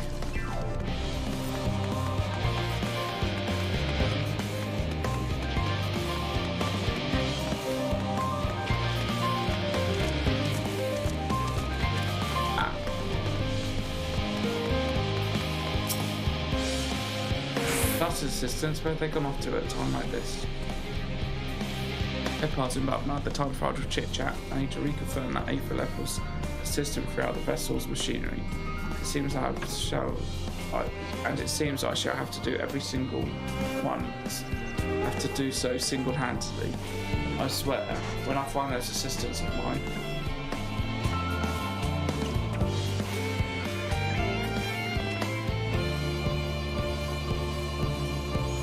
Well, operators are willing to help. Why didn't you say so? At least they won't moan about how they checked 24 times already and I haven't slept in weeks. Those are souls.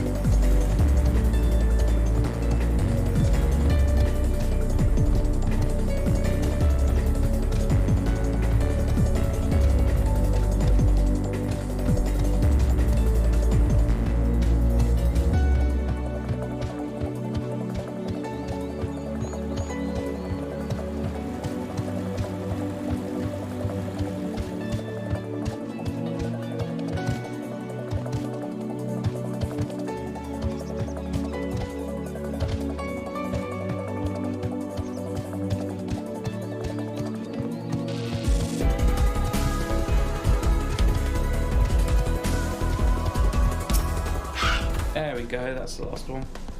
I apologise, I simply do not know what to do. How am I supposed to pilot the Ark if I'm already falling under the pressure? You know a starship pilot that might speak with truly? Well then, there's no time to waste. They can help me prepare for this monumental task.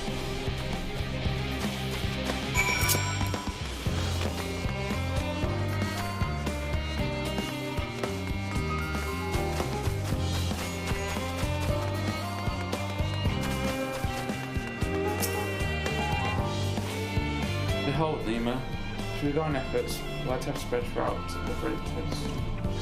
Verily, too far greater number than we anticipated. Living way to gather more lockerates as we speak. I shall sign each in accordance with their skills, that new bonds of friendship might be forged.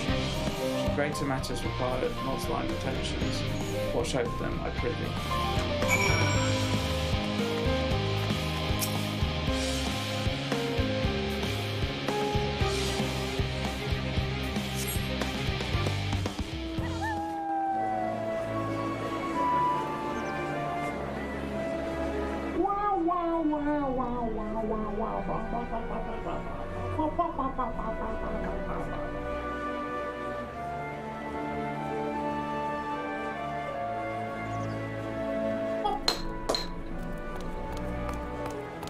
Phew! Oh, finally some rest! Why, I haven't spoken so much in, well, in forever. Lively, isn't it? The town is abuzz. Everyone eager to meet with our friends from the moon.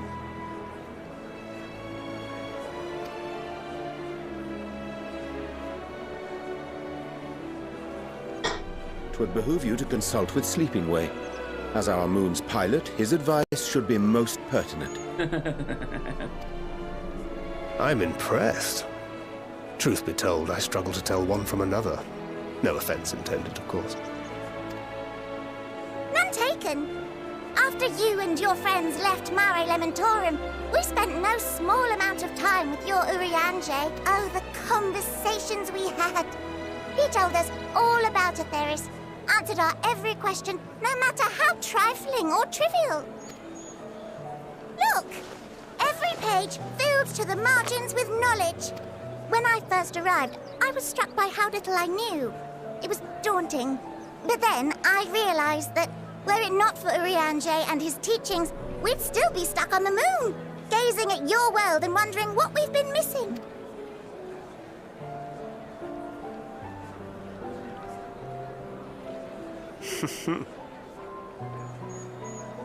What would they think if they could see Urianger now?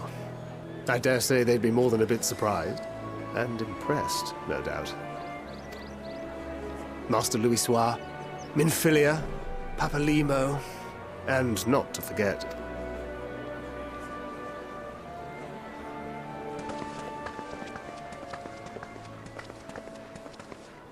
Oh there!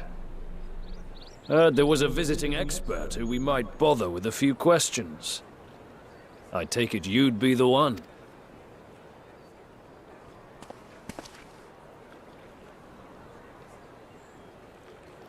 Yeah, yes, I am.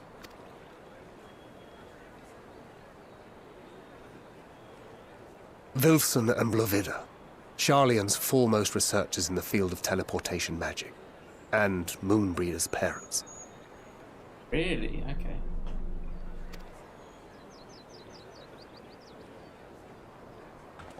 It hath been some time. 'Tis good to see you in good health. Likewise, old friend. Blovida and I were most honored to answer the call. Never expected this reunion, though, did we, dear?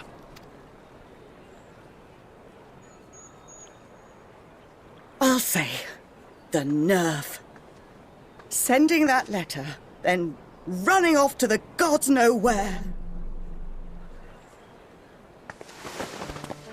Oh.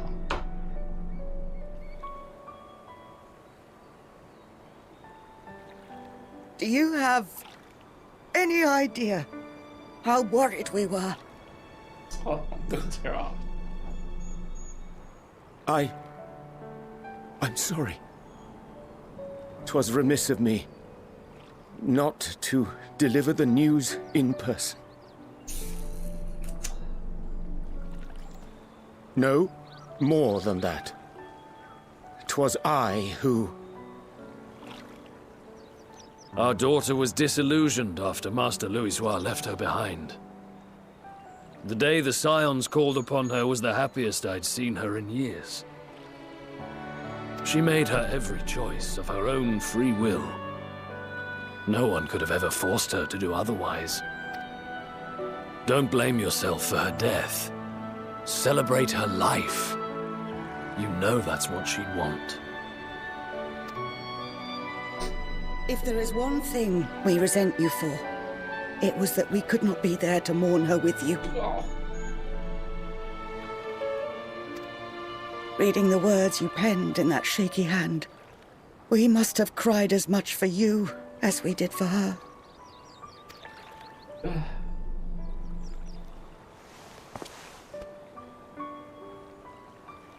I'm sorry. I truly, truly am.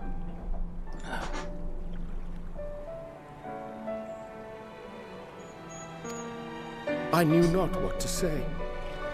Knew not how to express my feelings. The poems and platitudes of wiser men, musings on sadness and loss, studied and memorized, and meaningless in the moment. Silly boy. We are all powerless before such grief. Even now, try as I might, the words escape me.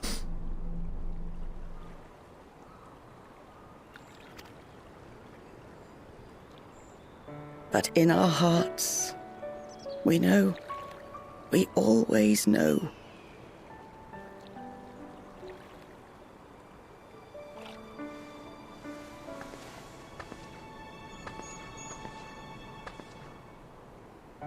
I remember when you were young, how the lads teased you for choosing the company of books over others. Our moon didn't take kindly to that. Be nice to Urianger, she'd shout, and give them a walloping. No matter how many times we scolded her. So we offered a suggestion. Rather than starting fights, why don't you be the bridge between Urianger and the others? She had to mull it over for a while. Arms crossed, brow furrowed in intense thought. But from that day on, she never let you be alone. She'd drag you outside to play, pepper you with endless questions, read the same books you read, all to try and understand you that much better. I'm sure it was annoying and exhausting at the time, but she only ever had the best of intentions. And look at you now, at the center of the crowd. The reason there even is a crowd, having brought these people. You've no idea how proud we are. To see the boy, our daughter, trusted and believed in more than anyone, grow into the man she always knew he could be. I can see her in you, too. Feel her. She walks with you wheresoever you go. So thank you, Urianger, for being who you are. In the little gorg.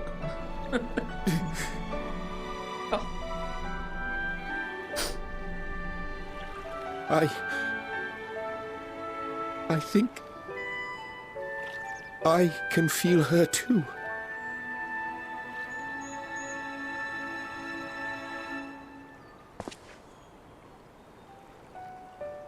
The truth of her life. Not sorrow, but hope and love.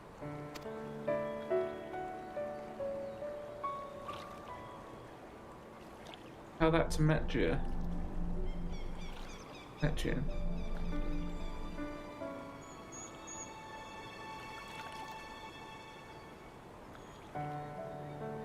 This moon breeder. She was important to him, wasn't she?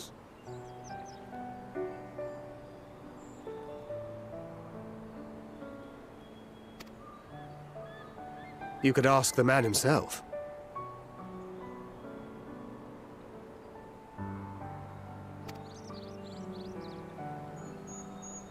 Oh, no. But watching this exchange reminds me how much I've yet to learn about your world and its people.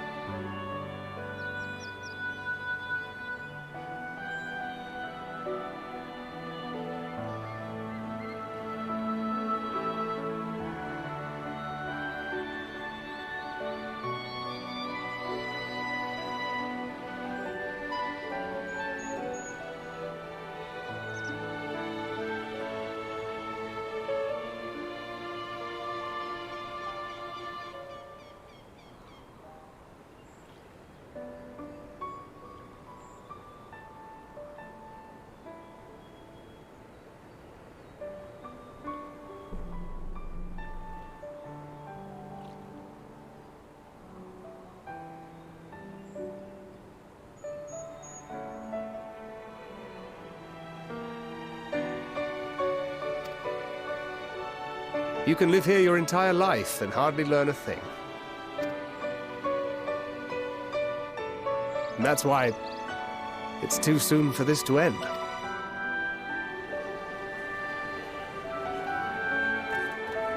Oh, that's a reference from so far back as well about her. That's an ARR reference, post-ARR reference. They tied it all together.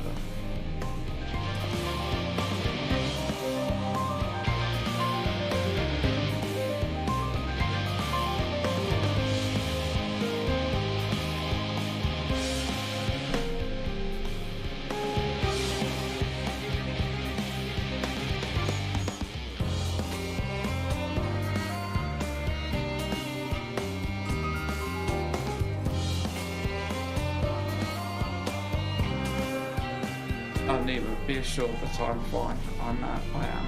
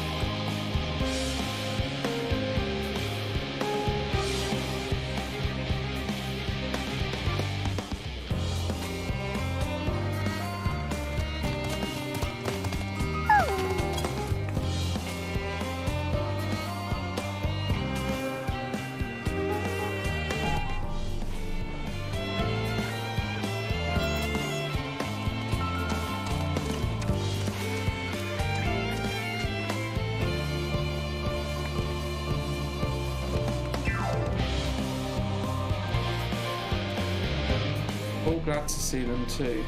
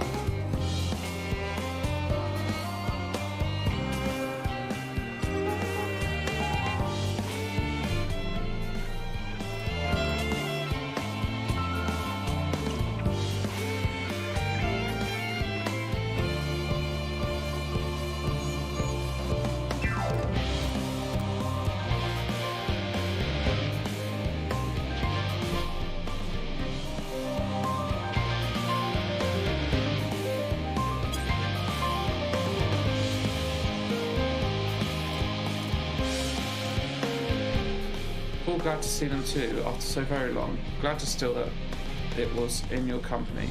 As difficult as it was to accept their kindness, it would have been far harder had I faced them alone.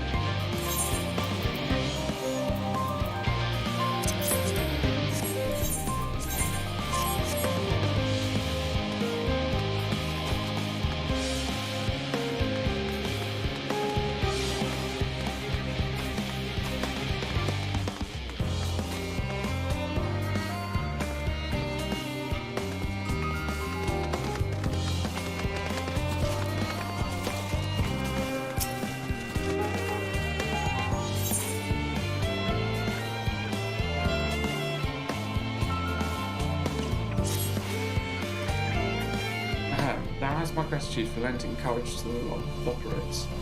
Not disposed to the rest of their laurels, several of our guests have elected to accompany my countrymen to their stations. One few still come hither seeking counsel, and so shall I remain to aid them as need be. Thou art needed elsewhere, and not met me to take thee.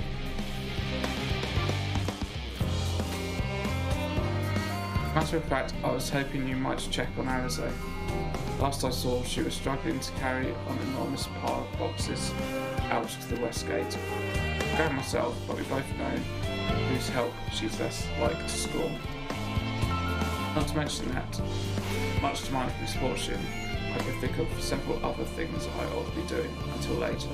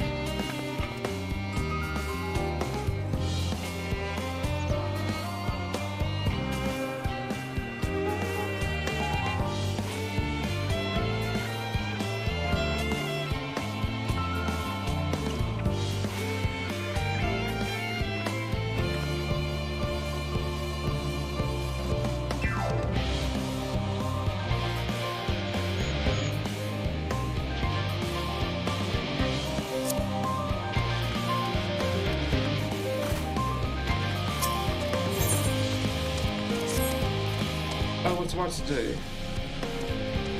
Ah, you're that adventurer who helped out the students of Valdesian, aren't you? I suppose it matters not to you, but my son seems to have run away. Was there a child in the first place? Oh yes, simply put, my wife and I work at Emporia.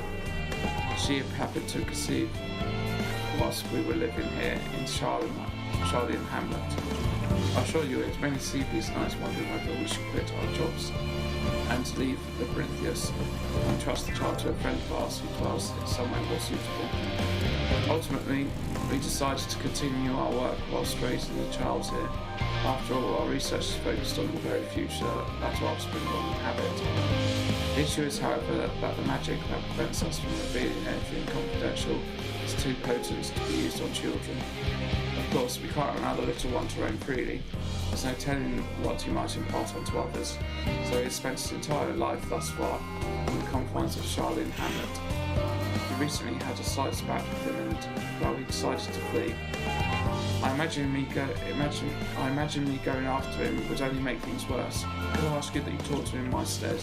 I'm sure he'd be much more willing to listen to anyone other than his parents at this point.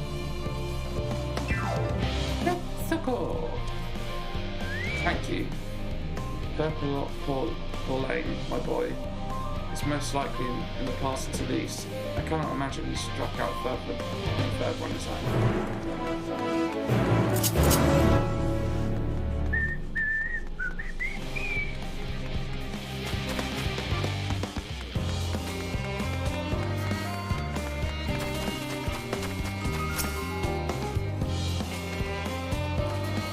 Who are you? Don't run away.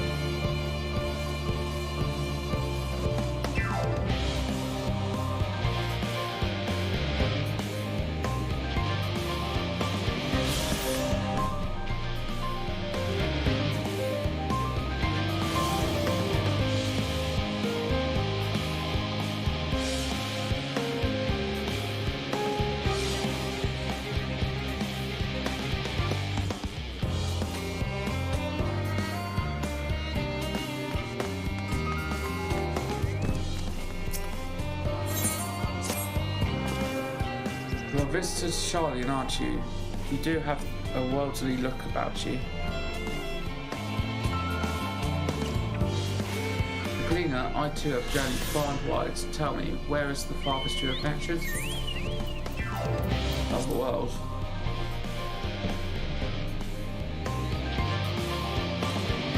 That meant to be in jest. The look at your face tells me you're serious. Ah, you should do nicely. See, I need to be more experienced. I need a more experienced traveller to say a prayer for me before I leave Albania. But do me the honour, the reactor operator by the tower to the south should have a lantern crystal prepared for the purpose.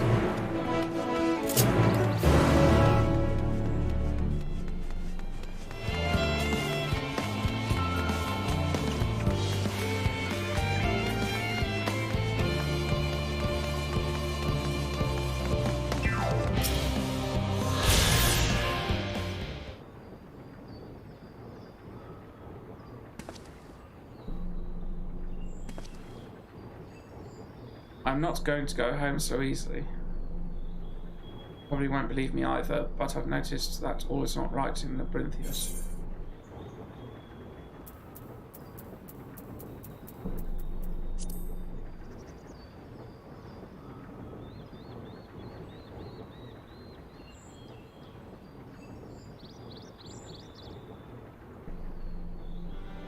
Fine, I shall tell you what I've seen. The colour of the artificial light here changed recently.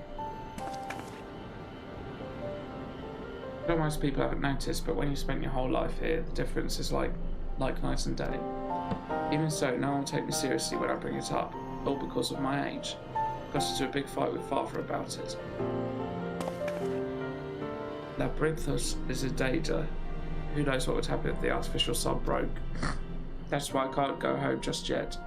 I need to get to the bottom of this first. Though I'm scared to venture outside on my own, they say there's countless monsters out there. Don't suppose you would come with me. I could pay you. It's not much, but I do get pocket money from my parents. Not taking the kids' pocket money. I thought you were different from the rest, but now you're treating me like a child too. This is a proper deal, alright? You've got to take my money to make it binding. I'm just gonna... And it's settled. Now you gotta learn to take gifts, mate. If someone offers you a gift, you should take it. That's the grown-up thing to do as well.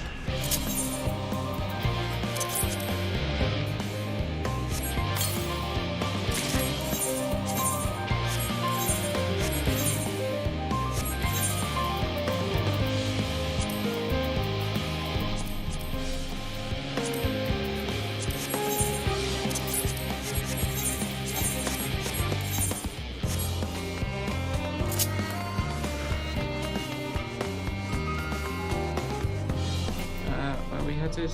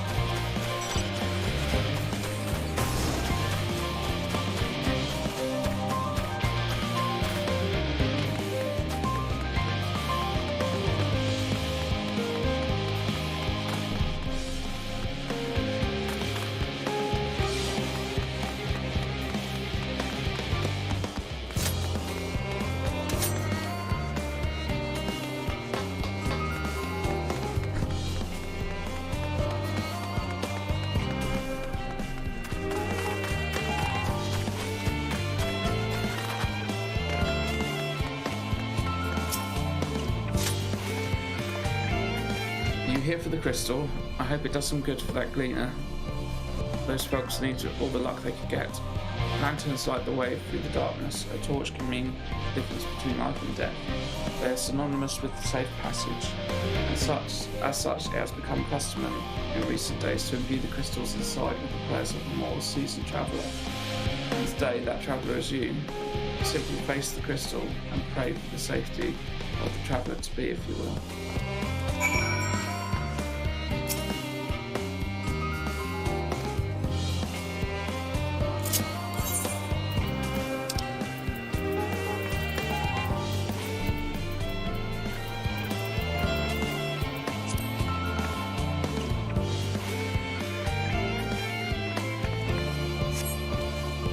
Holly recently told me about the power of Akasa, concept taught at Ratatan, how it reacts to strong emotion.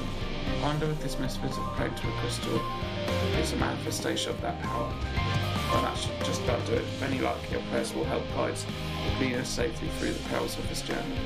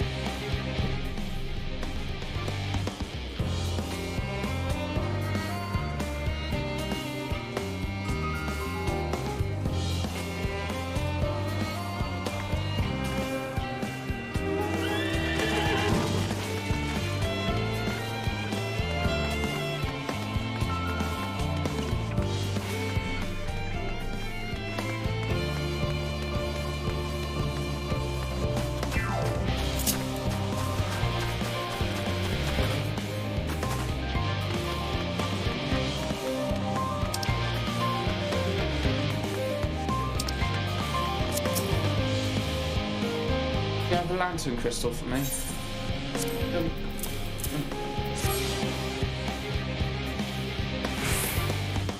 You have my thanks. With your prayer fueling its light, I have faith that it will keep me safe until my turn. Now depart for get a Barnea. I hope your travels are successful as well as mine.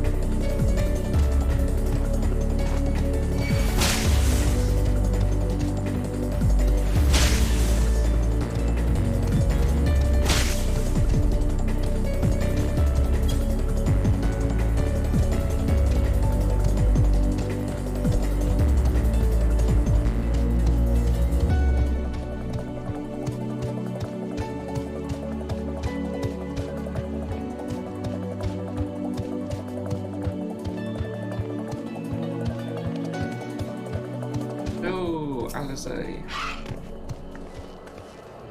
Nima, what are you doing out here?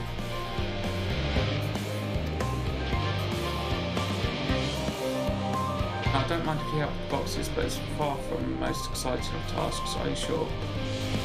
But I appreciate the assistance. We need to get these to Emporia. Time is short, of course, but they're full of organic specimens and samples. So try not to be too rough with them. Afternoon should be waiting for us when we arrive. I'll see you there.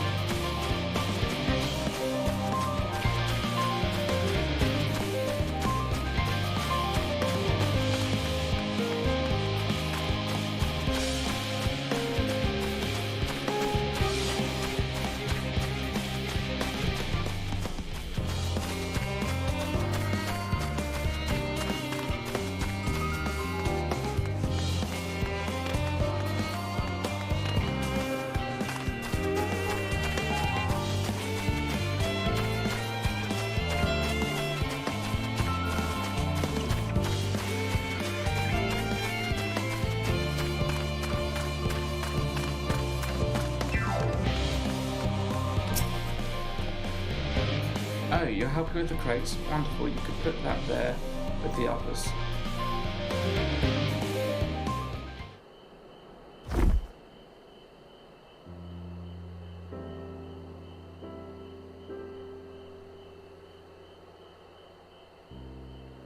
You have my gratitude, but how did you come to be involved in this? Ah, then I suppose I have Thancred to thank as well. You're wondering why we were tasked with bringing these boxes to Emporia to begin with, so was I. Turns out that this is base of operations of sorts. Those with final say as to what is included in the ship's manifest can be found here. Rather included, I suspect.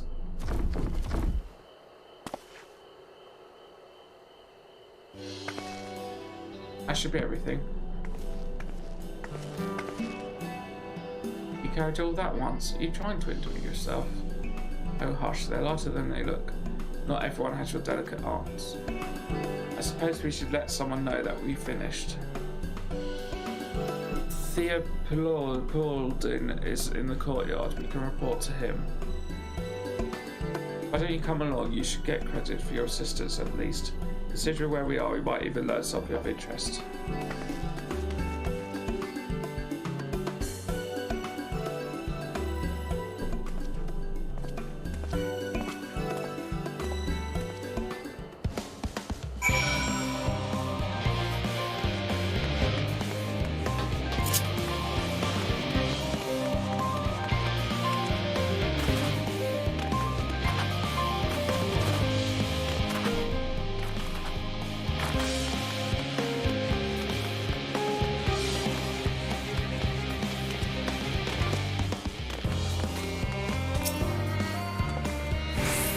course, it never ends, does it? What can I do for you? You brought samples from Charlene Hammond, Series 110, traced by the entrance.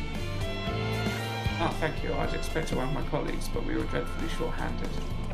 Just a moment. You're fortunate children, are you not? Alfred knows and Alice at your service. Well acquainted with father, I take it. But I've been friends with your parents since our last days at the stadium.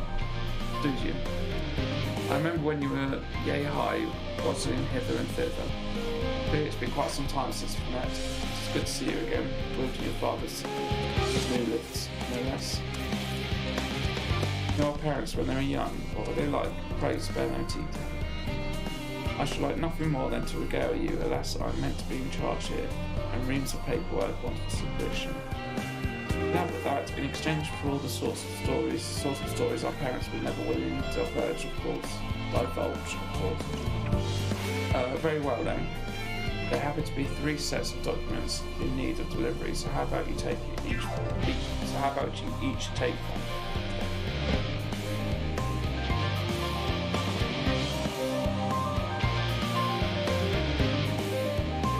Wait right there. Wait right there.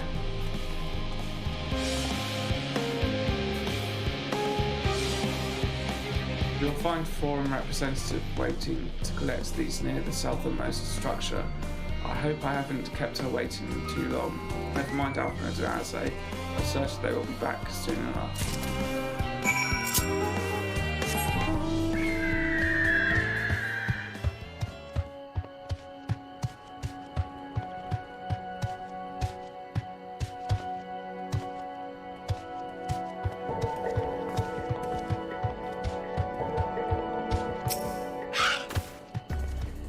Are you not one of the Science of the Seven Dawn? I thought you were meant to be working on the Aether Burner.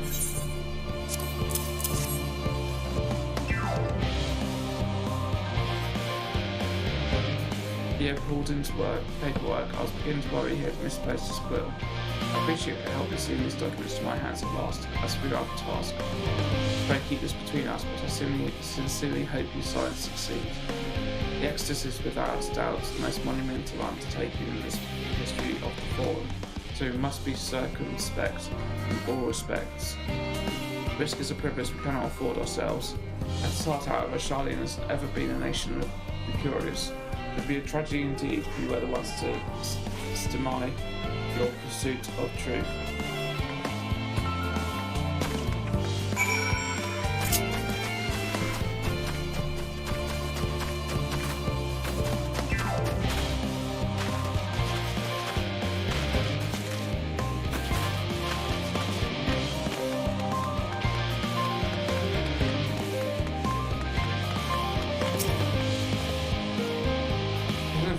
I dare say you have a talent for this work. The Quinn's papers only needed to be delivered to elsewhere in the facility, so they should be returning any moment.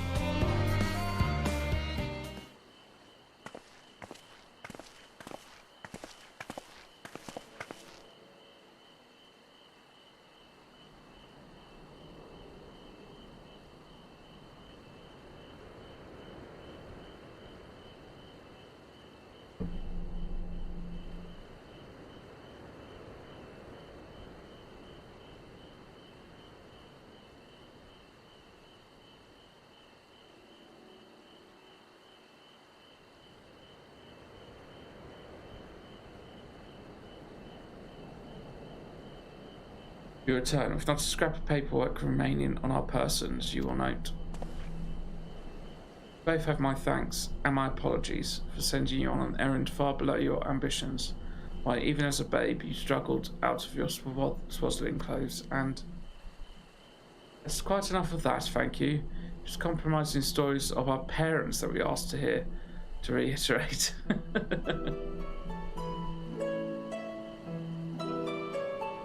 Of course. I've known Father Fast for so long, I must have something. As you know, part of why the Levier name garners such respect in Charlene is your family's storied history. You two can trace your ancestry directly to those who came aboard Nunkremp's Hope, a lineage few can claim.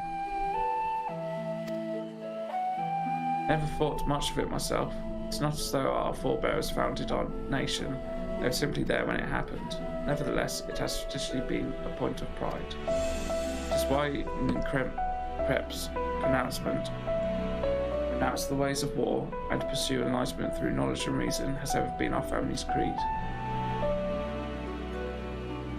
To your grandfather's time, eh? Archon Louisoix looked not to Crimp's word, but his deeds. He asserted in defiance of his peers that choosing to save the great and the small from the rising tide was a true mark of a founder's virtue. Perhaps it was his expertise, his knowledge of ancient prophecy and the fall of civilizations that led him to conclude that to eschew conflict at every turn was to consign mankind to his doom. There will ever be conflict, and calamity will follow. Thus, to ignore the plight of those one might conceivably save is not wisdom, it is indolence. You remember his words well, indeed. Archon Louisoix lived by that personal creed. He used every means at his disposal to bring succour to those in need, Charlene or no. No one loved and admired your grandfather more than his son. Yet Forgerot could not reconcile Louisoix's deeds with the philosophy of their forebearers and his peers, a philosophy in which he believed so fervently, yet made a pariah out of his father. Fortunate agonized over this contradiction for much of his life. God's father. A son may carry his father's blood, but his choices are his own to bear. Is it not always thus? God's no Fortunate's a cranky old groat. I'm sure you butt heads often enough. Yet even so, you must know that you are constantly in his thoughts every moment of every day, and that is not an exaggeration in the slightest. You should have seen him when you were born, barely recognisable. He was, with a kind of dumbfounded grin I've not seen since you first took a fancy to your mother. He was practically skipping when he told me the news. Take my word for it, he loves you to an embarrassing degree. But he is also frustratingly single-minded. Once he's decided that a given action is for the best, he will stay the course no matter who or what opposes him. Apparently an annoying habit when you're on the other end of it, as I'm sure you will agree.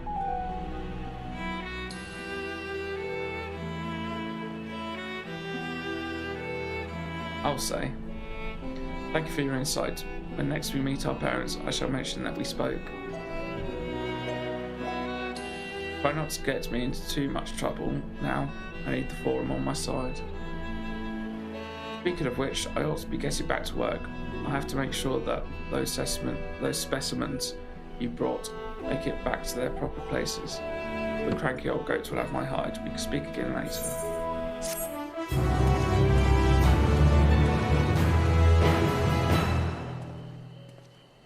Hail, you three. Raha, surely Kokor hasn't driven you out of the fort already. Better or for worse, no. However, he set me a task that requires more than my single pair of hands. And here you are. I could use at least one of you, but I won't object to more. Unfortunately, Alice and I have prior commitments, and we have delayed too long as it is. What about you, Nima? Can you spare the time? Perfect. This shouldn't take long.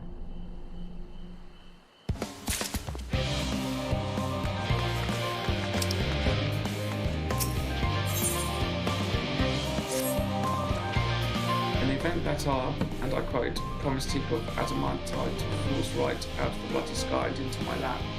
Master Cockle wishes to be ready to put the purple hammer to anvil at a moment's notice. To fabricate these parts, however, he needs the flames in Cockle's forge to burn hotter. He sent me to increase the amount of aether being funneled into his furnaces. The flow of fire aspected aether in the Brimfioth is regulated by an elemental reactor south, which I've borrowed the key.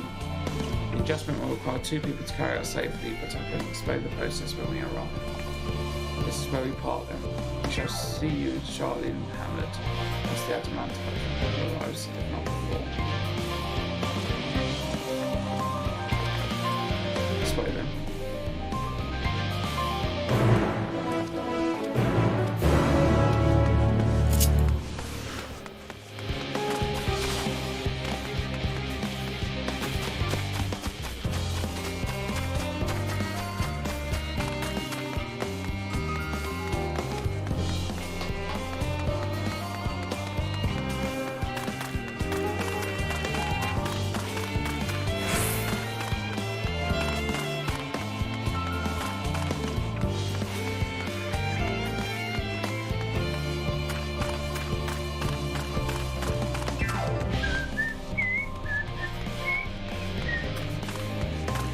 The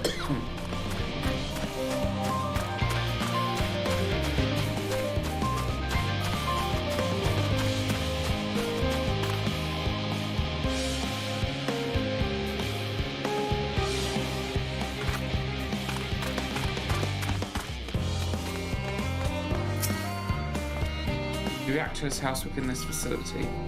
I'll be the one to go inside and adjust the fire ether output. When I do, a rather large amount of water aspected ether will issue forth from the vent at the top.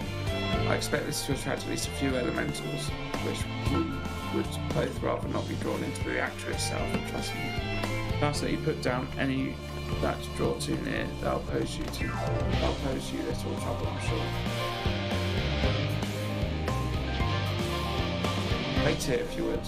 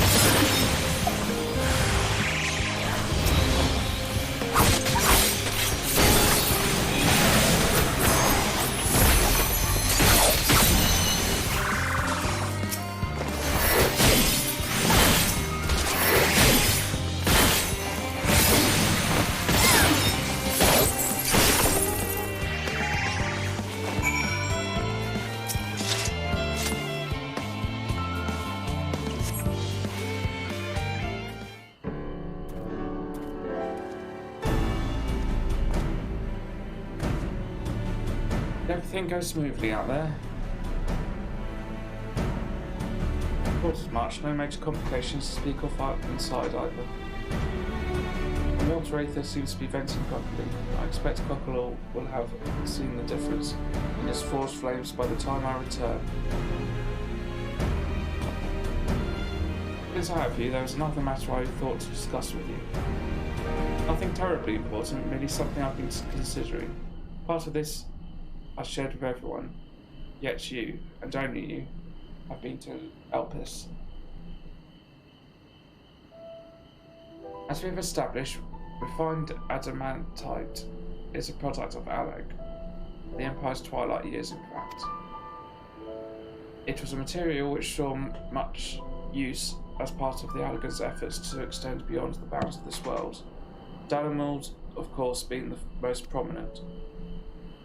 Those who would push further, expand Aleg's empire to encompass the heavens and the stars above.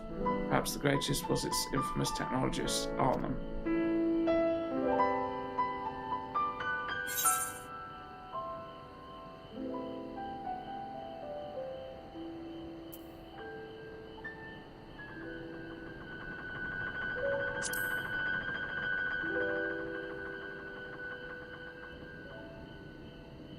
I believe he had his own reasons, and there was no evidence to suggest that he retained memories of his former life. He only joined the Ashians once the Empire was all but dust, as you know. If not his memory, though, what drove him to pursue the idea of such fervour? It may seem far-fetched, but what if souls, like minds, have a personality, so to speak? A natural disposition towards which they are inclined. You know with relative certainty that it was the gross decadence and inexorable decline of Aleg that moved Armand to resurrect Emperor Xander. The Empire's people spoke lightly of death and destruction, experimenting on those that they deemed beneath them to fill the emptiness in their hearts. Still seeing Xander's return, Armand provided these languid souls with the means to free themselves from the mire of their own indolence. Or would have, had not Xander been convinced by his own death that life itself was meaningless. Armand's desire for his countrymen to conquer the heavens could only be a means to the same end, to instill people with new purpose. Like Hermes before him, Armin was appalled by how those around him lived, but could never bring himself to believe that those lives were devoid of meaning. And both of them sought that meaning, that hope, in the distant stars. That's my theory, anyway. Ultimately, it's the consequences of their actions which matters. Their motives are of no moment, and yet, to reach those stars on wings of adamantite, to travel to the ends of creation and beyond, the promise of hope everlasting, that much I do understand. Enough musing for now, why don't we see how Cockles gets on?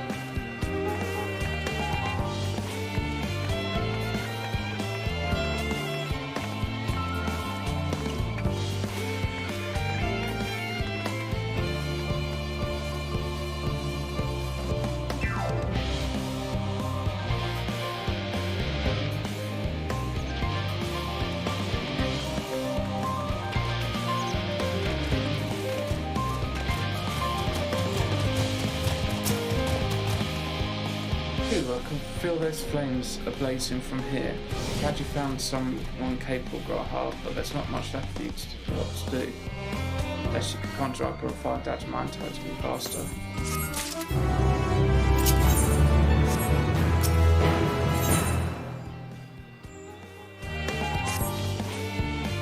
I do trust you to deliver on your promise, I do, only I hate waiting.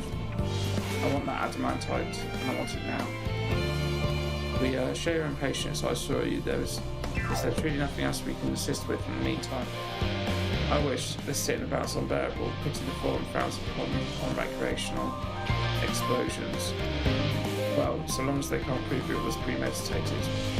Get you gone, I've got mistakes to make. In that case, I suppose we go return the key to the reactor. I'll have one more look to make sure that nothing has gone wrong, unintentionally or otherwise. I'm certain there are better uses for your time. However, I'll join you in the Charling Hand along.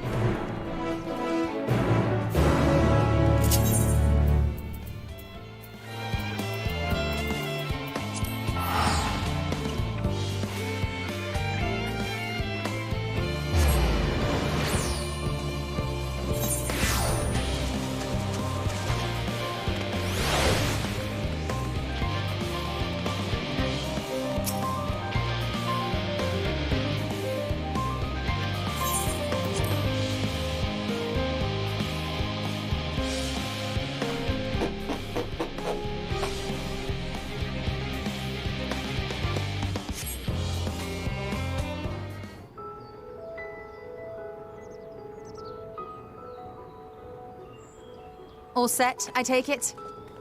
Yeah, I think so, Stoner. We finished what we could. Delivered supplies, tracked down escaped animals. Trivial tasks as they may be.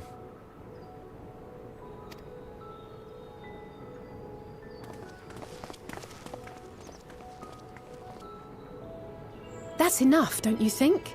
If there was anything more important still undone, that would be a problem in itself. The vessel is essentially ready for departure. All that remains is to load the final batch of supplies and see everyone on board. Once we've readied the ether burner, that is.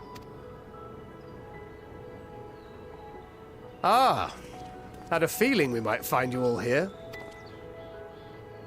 Our consultations with the Loperites, too, have run their course. Pleased I am to say that our researchers' concerns have for the most part been allayed, though some insist on making adjustments to the very end. For their part, Livingway and her peers have graciously offered to stay and keep the people company, lest any lingering queries go unanswered. All that remains is to wait for the refined adamantite. Alphino, are you there? It's me, Kryl. Your special delivery has arrived. Round up everyone and come to the harbour at once. Speak of the devil. Let us go at once.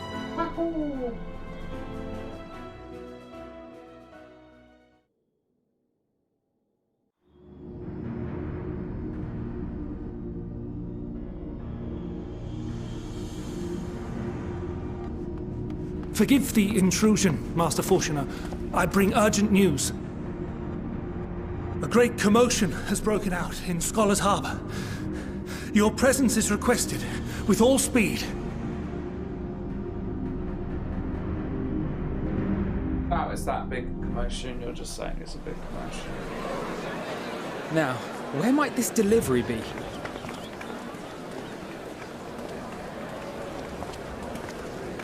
Oh. What? Not that much, it's just that we delivered it all. They said there was going to be a lot, didn't they? Oh, all the airships and things might be. I'm sure it's very important, but we cannot accept these without the proper permits. By the 12! Surely, these can't all be.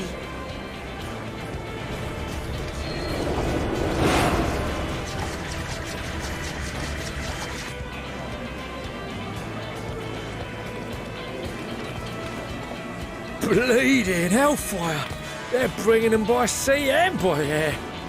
All these folks in these crates.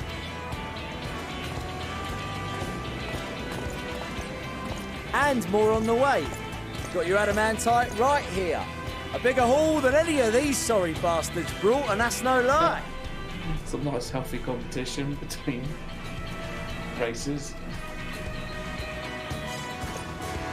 Yes, because you were charged with seeing the shipments from Gridania and Uldar here, along with your own.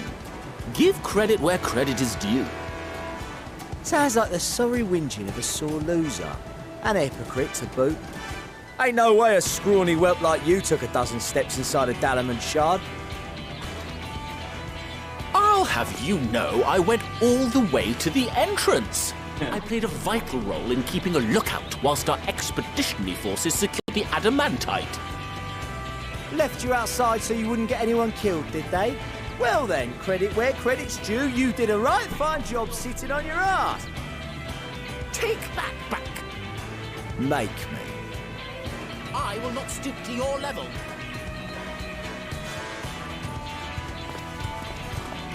My, what a grand welcome party. Hancock and Soroban. We come bearing relics both sacred and Allegan, as well as a few other gifts that may be of help, to be presented with best wishes from the Eastern Alliance. I myself have come with a sacred relic of Rayson Temple. 'Twas passing fortunate that Senri's dango craving brought us to Kugane. We arrived precisely as Hancock was making his arrangements. Upon learning of your need, we made haste back to Hell's Lid, with our dango, never fear, and consulted with the other auspices. All consented to the lending of Tenzin's legendary Phoenix Blade for this noble cause. Ah, sweet. Suzaku and Seiryu were nevertheless worried that it might be lost in transit, however, and insisted upon accompanying me to Onokoro, where I had intended to entrust it to our Confederate allies. I thought instead to give it over to Hancock when we chanced to cross paths yet again. But alas, Seiryu remained ill at ease, and ordered me see the blade into your hands personally, or die trying. We did, of course, need quite the impressive vessel to get it all here in time. Fortunately, our majestic associates have been more than helpful. 'Tis an honor to join the Warrior of Light on another adventure, they tell me.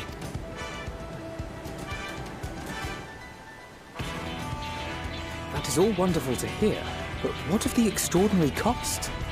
I shudder to think of the ransom we must pay for such a bounty. Fret not for your coin purse, young Alphino. Lord Lolorito looks ever towards the profits of the future, and thus the East Aldenar Trading Company went to some lengths to reduce the financial liability. And since the Scions funded the entire venture, not a gill need be rendered up in compensation. Everything is already yours. We funded the venture? When? Don't let the name fool you. This coin keeper knows a thing or two about spending.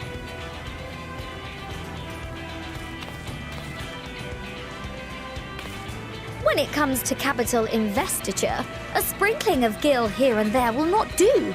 You need enough savings to make waves when it really counts, which is why frugality is paramount.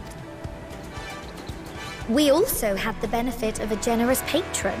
Generous being rather an understatement.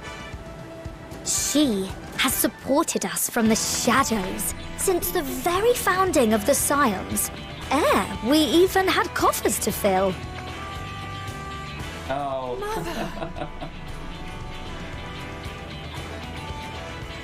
Amelians.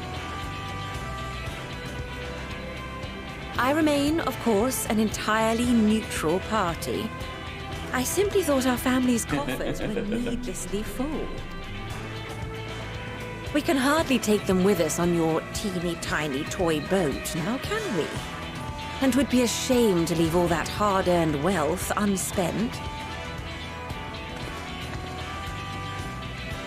Waste not.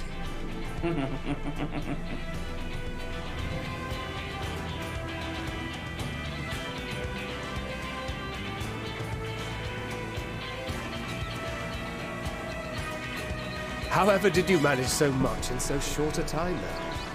We expected word to reach only a fraction of our allies. Did I not tell you I have my ways? Erenville, you were involved too. I received a letter from Cryle after we parted ways in Labyrinthos. She explained what the Scions were trying to accomplish, and why you might soon require the services of the Gleaners, spread across the world as we are. I pray you do not interpret this as a betrayal of Charlie. I accept that the Forum's aim in pushing us to our limits was to preserve what knowledge we have, and I bear you no ill will for it. Yet, in collecting that knowledge, what I came to appreciate most about our star is that there remains so much we do not know. That is why I chose to help the Scions, to combat the obliteration of those countless undiscovered wonders. I held no illusions that they would be less demanding taskmasters. Though, rest assured, if I had, I would have been sorely disappointed.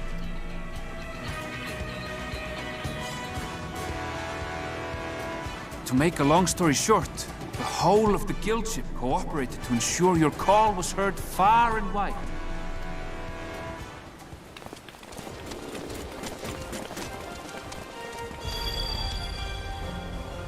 What's this about a ship that can fly to the moon? And why didn't you mention it sooner? The one time you don't beg my aid, your problem's a bloody ship that can fly to the moon. Sid, you brought the team. Of course. Garland Ironworks' finest. You need only point us towards my new favorite ship. Oh, I nearly forgot. We stopped by Whirlind before coming here and picked up a package from Gaius. What's Gaius? He's still of the mind that actions make for better penance than words, contrite or otherwise, so he offered none of the latter. What he sent is an Allagan relic Valens used in his weapons experiments. Has a fair bit of refined adamantite in it too. Yeah, nice. Nice one, guys. As you like as not suspect, we've also brought adamantite from Mordona's Dalamud shard.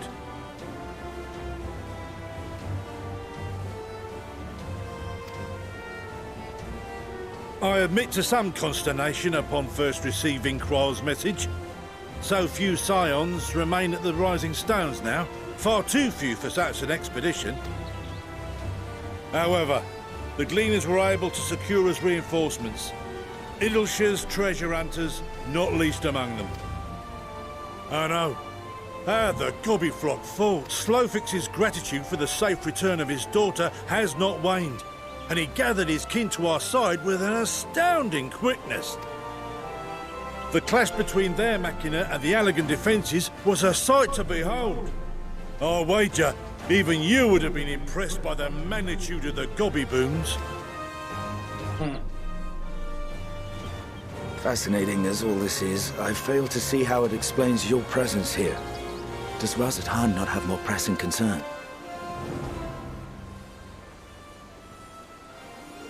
We do. Yet averting the final days would be the most expedient solution. That, and I am indebted to you.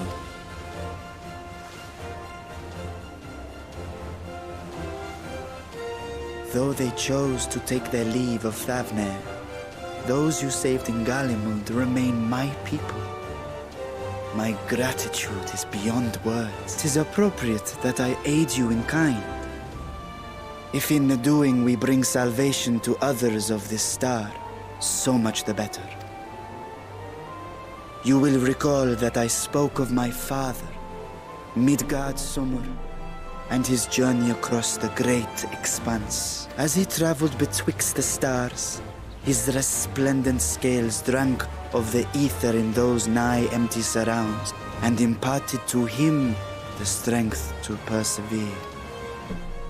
Thinking they might further your cause, I called out to my kin for consent.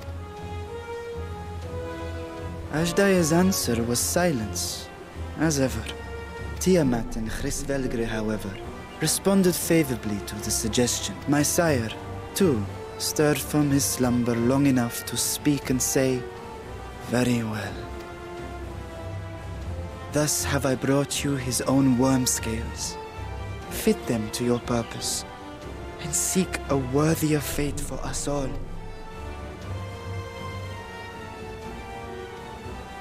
You'd be hard-pressed to find someone else so familiar with the unique properties of dragon scales. So I invited myself along.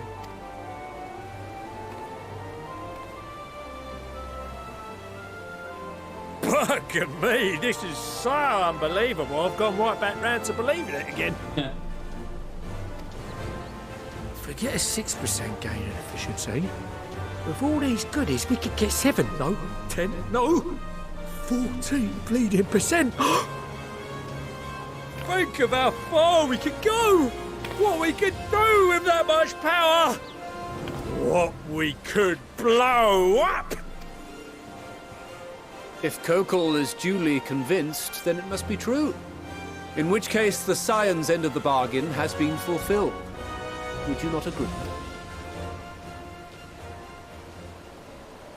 Come on.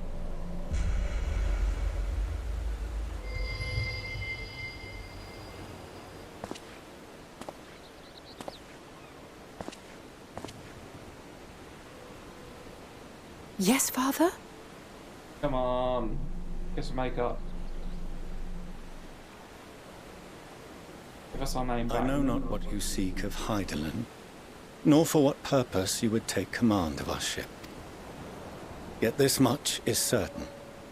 To do so will be to dictate the fate of this star and the lives upon it, the lives of each and every creature, in their magnitude and their fragility. Do you understand? And are you prepared? We have seen and we have felt how much each life shapes this world. And so we are determined to abandon none. We understand what is at stake, and we are prepared to bear this burden.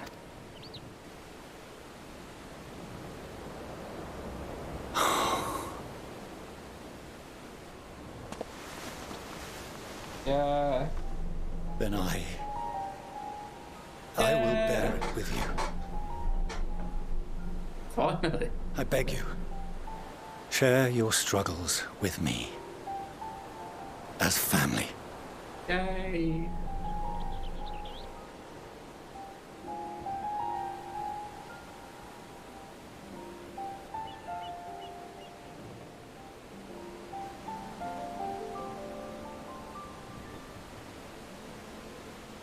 You grasped my fingers with such tiny hands the day you were born. I thought my heart might burst. It was love and happiness beyond expression. Overwhelming. And a conviction so powerful that I trembled with something close to rage. I had heard the final days foretold. I swore to myself then and there that I would not let them steal your futures.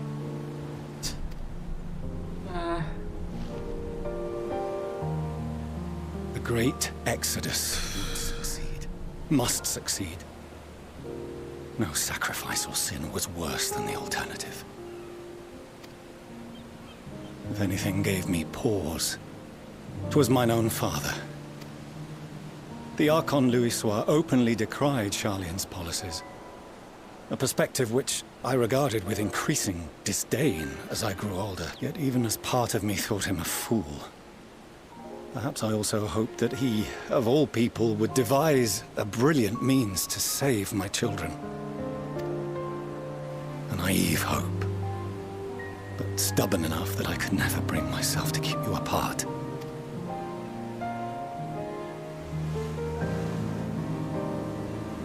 No, that was his doing. When he perished at Cartano, as we pulled that twisted slab of Dalamud from the sea, I remembered the warmth of your newborn touch. Chastened, I vowed never again to suffer any interference in my mission to protect you. No matter that you yourselves wished otherwise. Hey, you also probably shouldn't have disowned us for a moment there. Detest Disowned me, us, fight disowned me them. tooth and nail. I would suffer it, and more, and be satisfied so long as I could force you onto the ship.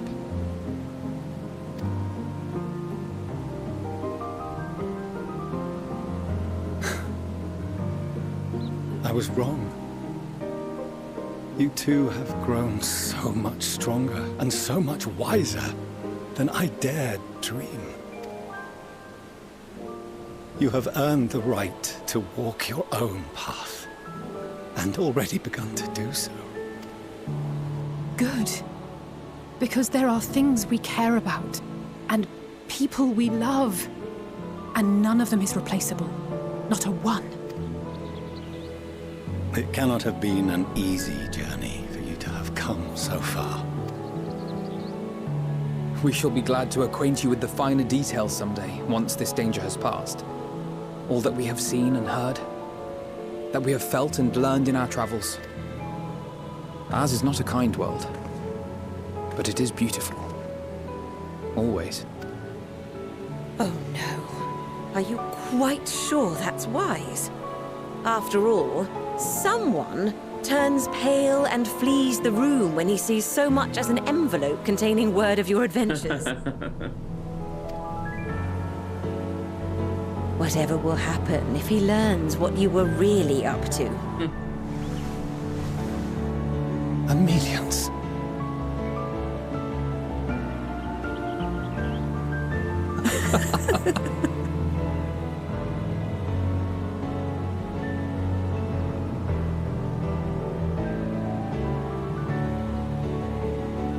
Though I have wronged my children most gravely, I owe you an apology as well. I assumed that it was the Scion's influence that made them so keen to charge headlong into danger.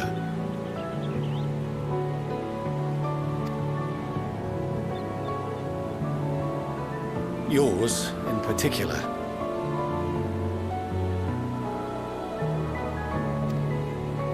I see now that said influence instead brought them together with the many fine people gathered here today.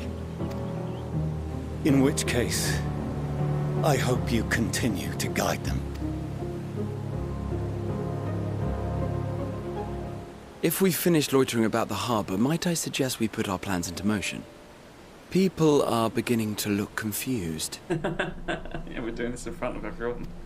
Perhaps you can spare a few words ere they resume the tedious lugging of cargo.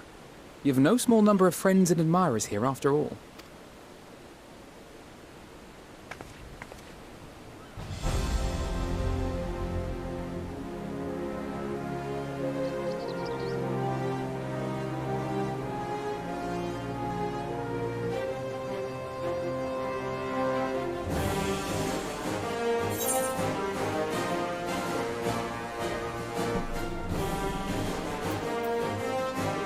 Our moment of triumph is close at hand.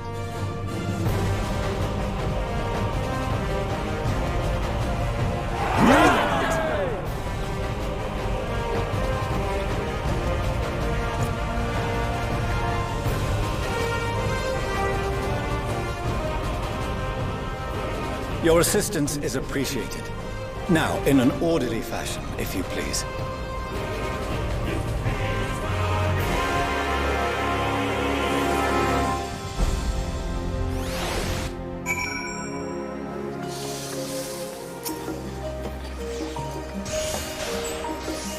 Finally managed to clear the harbour, which means the rest is in the engineer's capable hands.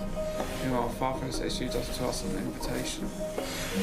As was agreed, he will reveal the means by which Hydaelyn may be contacted. We are to meet him at Aporia when we are ready. Given the vital knowledge she holds, I suggest we leave without delay.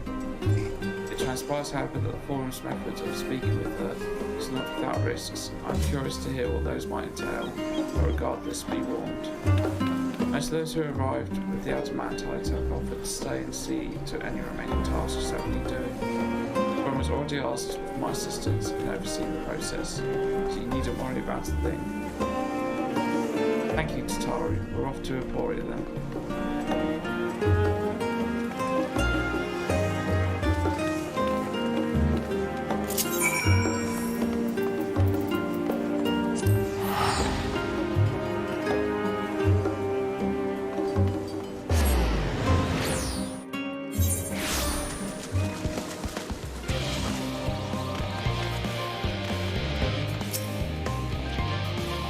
I've already shown the others inside. We will want to speak with Harrigan. There's the key to the lift and can send you down after.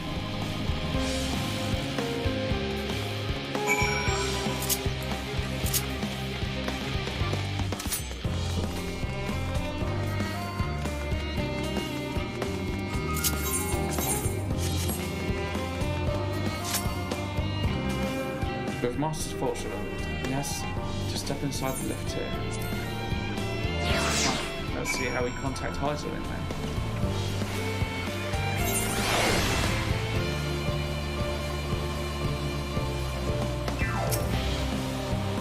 From here we proceed to the heart of Olympus, its most closely guarded secret. Amazing. Past the beginning and end of our efforts, whence we delve to secret audience with the star, and whence we will embark on our journey to the heavens. Slow if you please.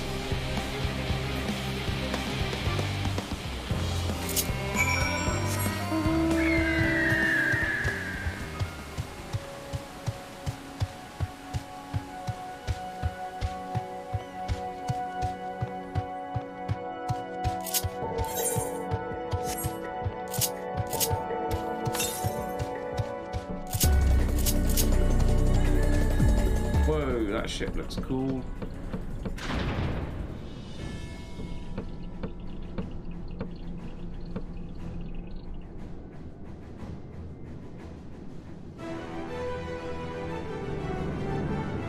Ah, that looks awesome. Yeah, boy.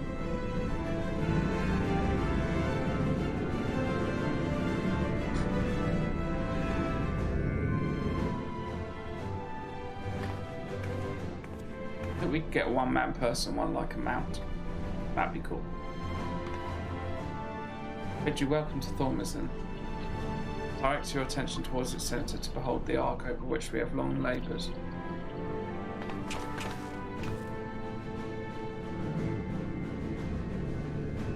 You can see it was designed as a medium-sized craft, better to reduce fuel consumption. Miniaturizing magics have been applied to its interior to ensure that the thrust-to-weight ratio does not place too great a limitation on its freight capacity. The Aether burner, as you know, has been removed for further modification, but we shall reattach it soon enough. I've received word that Kokor and several of your allies are working on it with an intense fervour. They're sure to see it done. It was by their expertise that many a prior disaster was diverted. If anything, I fear they will not afford us much time for speaking with Heidelin ere they finish. Point taken. Let's move on. I must warn you again, however, that even with the benefit of our device, to treat with her is not a simple feat.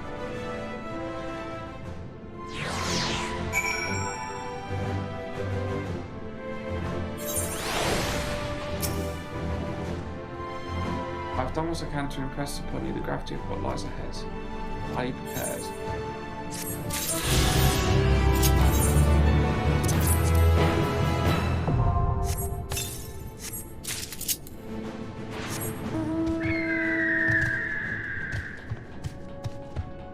Am I not at the right level?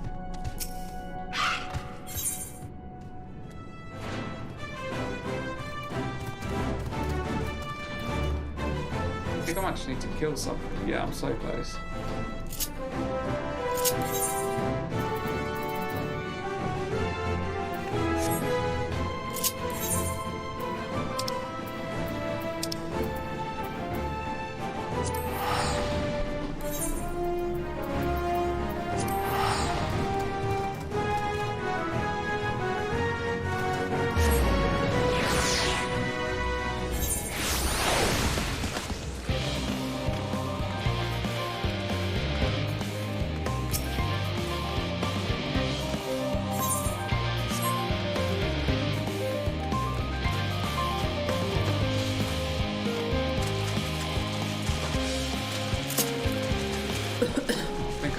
kill one.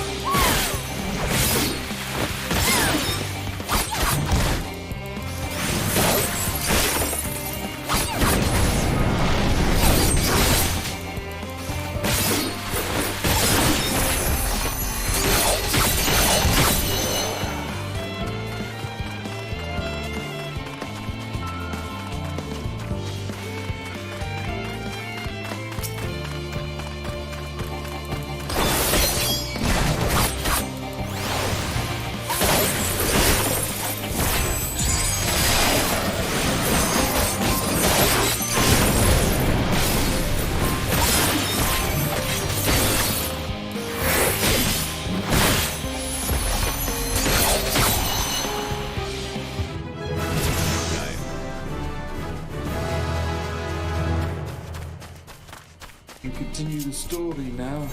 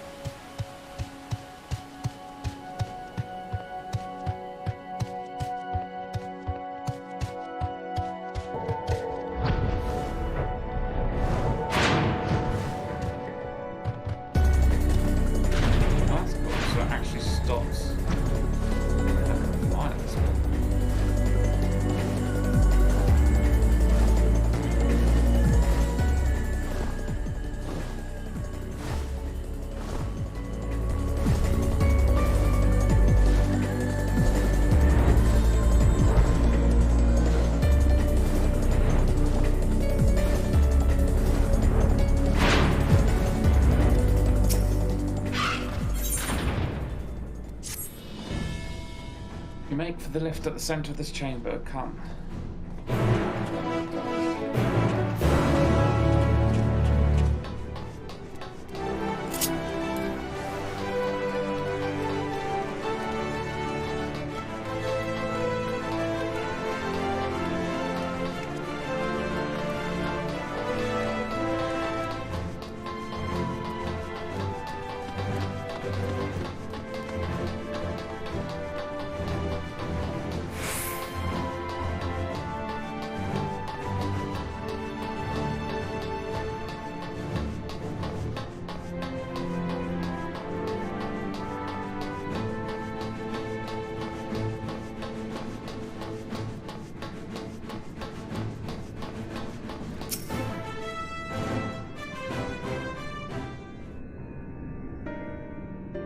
As you all know, alongside our physical world exists an ethereal plane, what we refer to as the ethereal sea.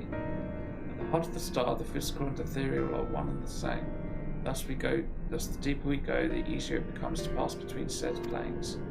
We utilise this principle in constructing the anti-tower. And once more, here at the Thormasian. The unit of the Forum decided to withdraw from Eorzea. That we began work on this facility. Our work culminated in a device that allowed us to peer deeper into the ethereal sea than ever before, in search of hydrogen's ever fainter echoes.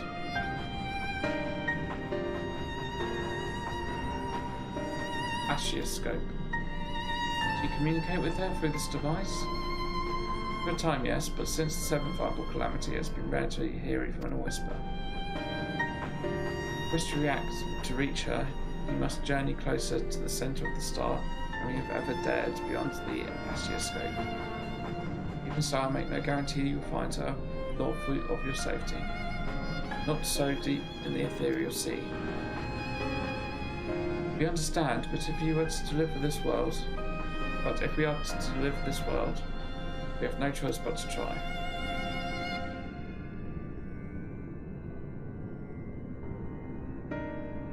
I know, I only wish I could do more to observe your progress from afar.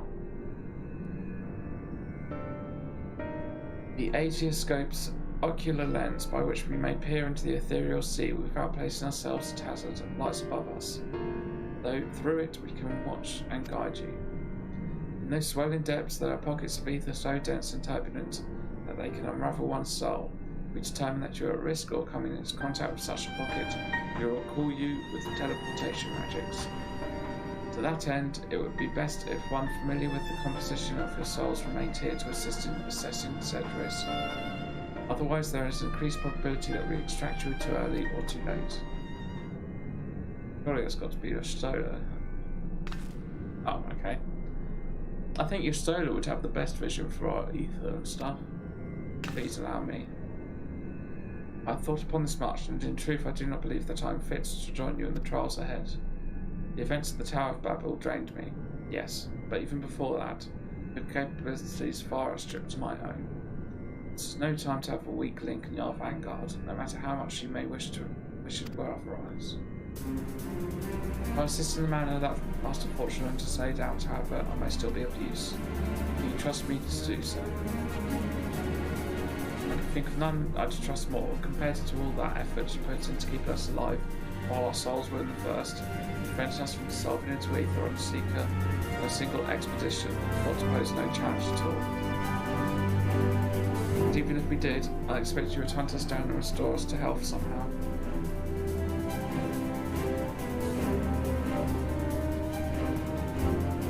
That's me, but rest assured, I will be keeping a close eye on all of you.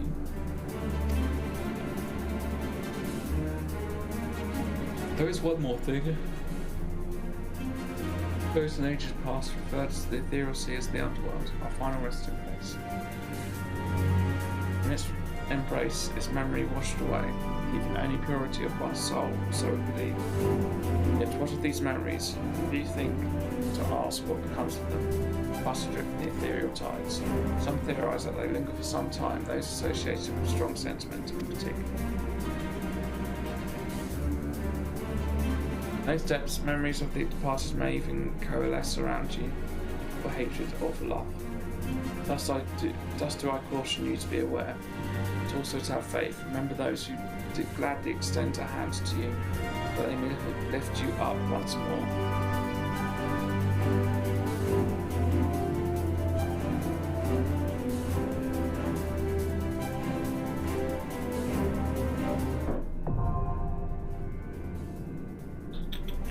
Woohoo! We have a new duty.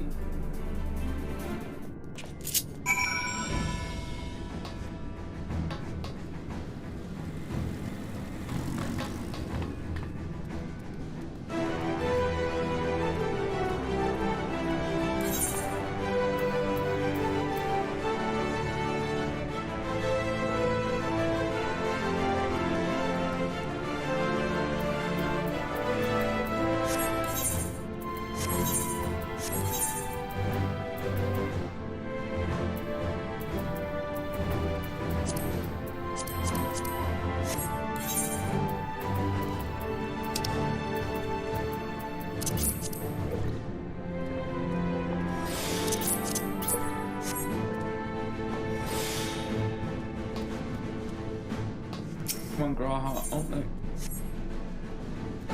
Graha.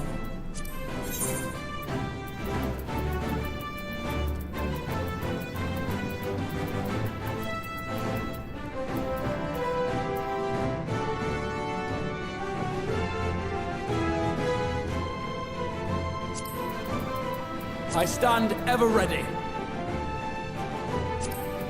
Victory will be ours! If I can take Graha, I will take Graha.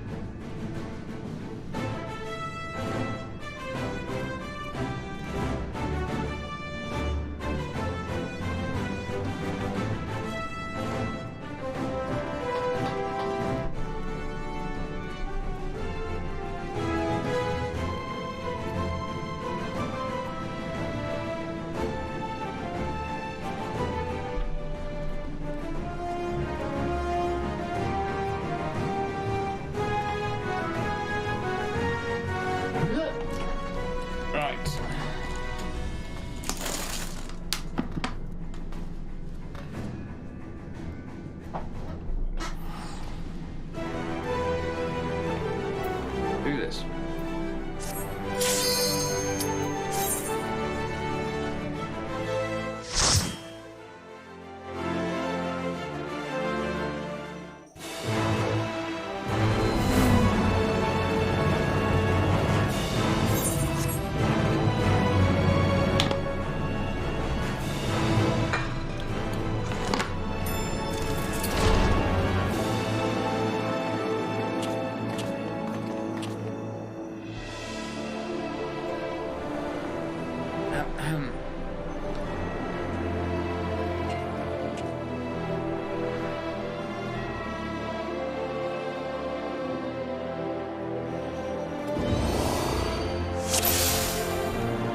All seems in order with the lens, and I trust you can hear me. Yes, we can, Carl.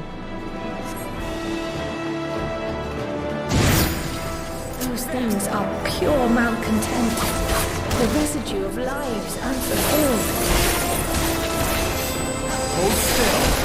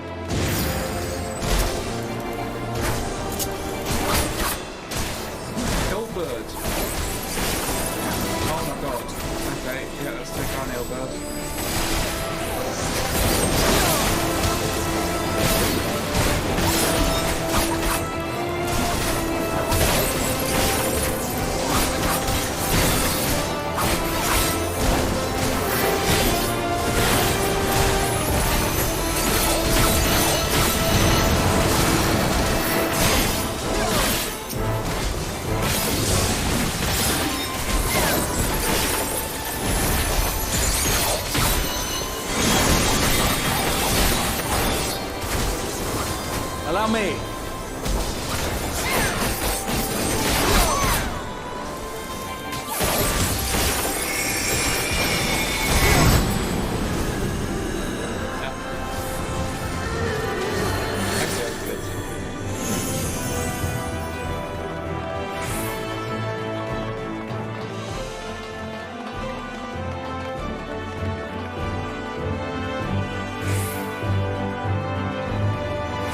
Papadino just saved us. Oh, sweet.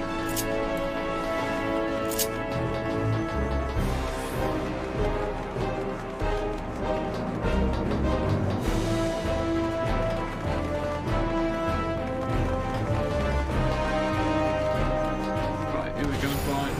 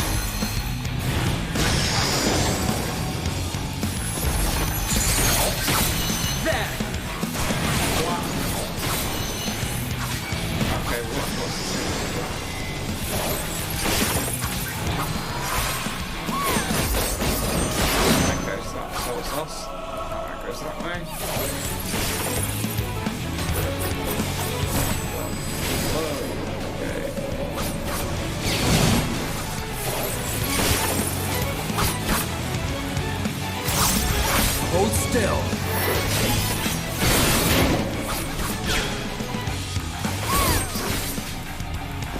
Hold still.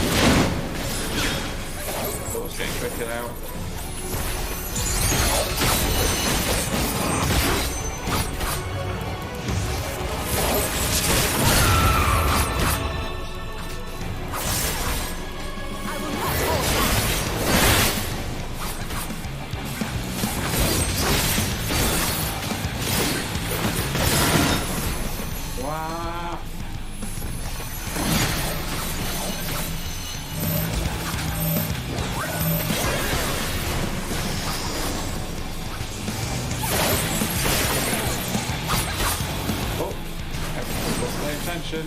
No. Bit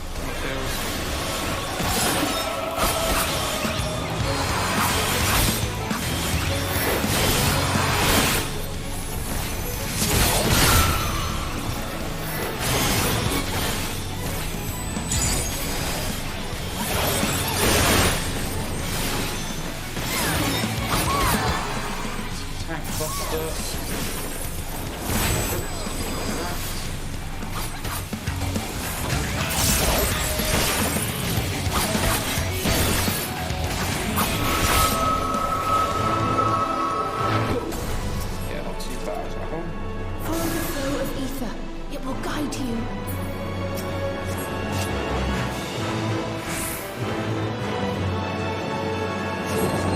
The ether is too dense.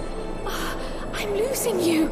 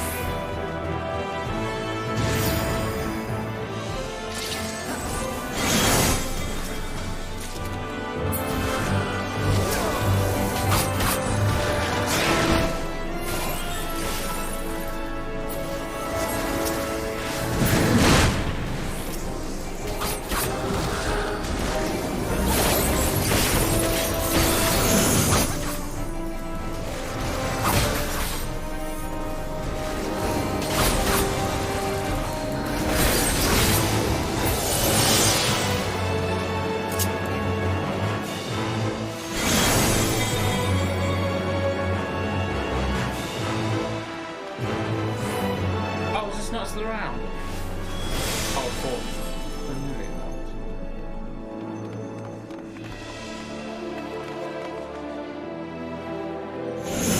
4. It's Lord Torch. Oh, it's each one of them. Ah, that's cool.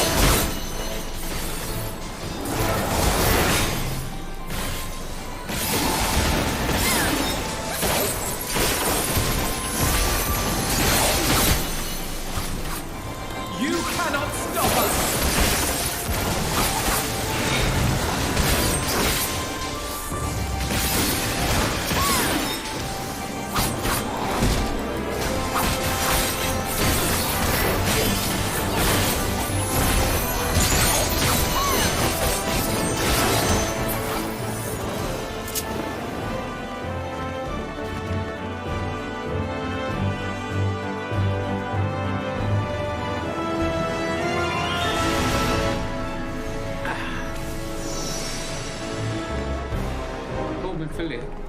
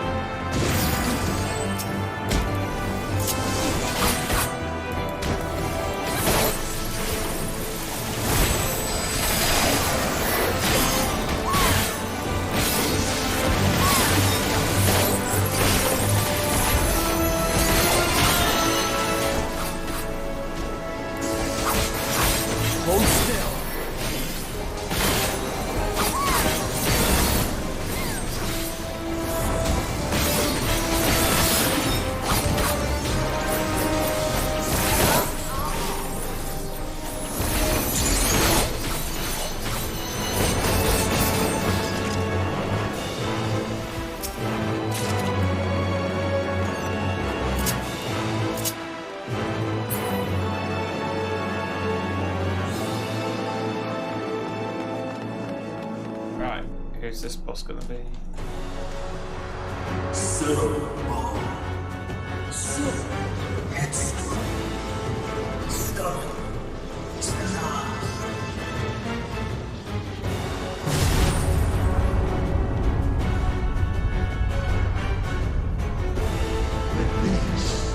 Is as far as you go. Oblivion beckons! Armand.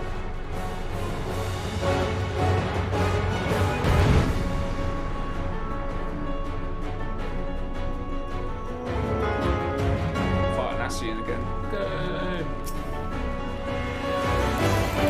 Many faces have I worn, but this is my favorite by far!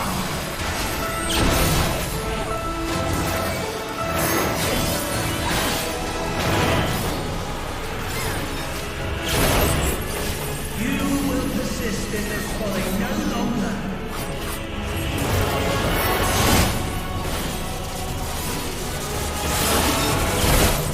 Allow me.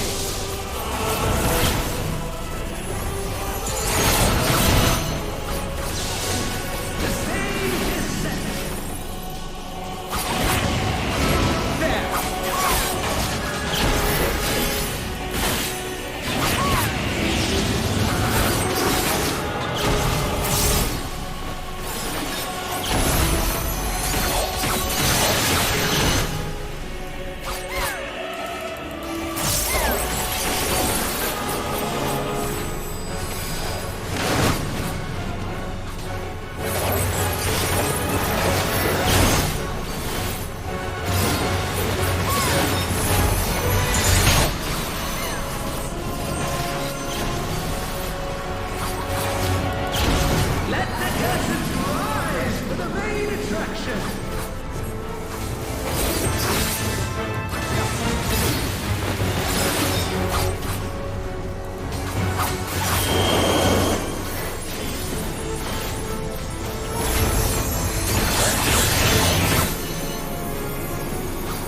Oh, Sheba.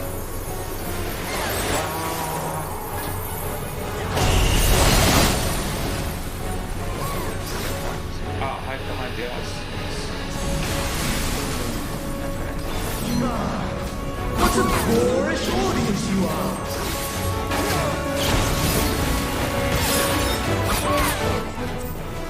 Away with you!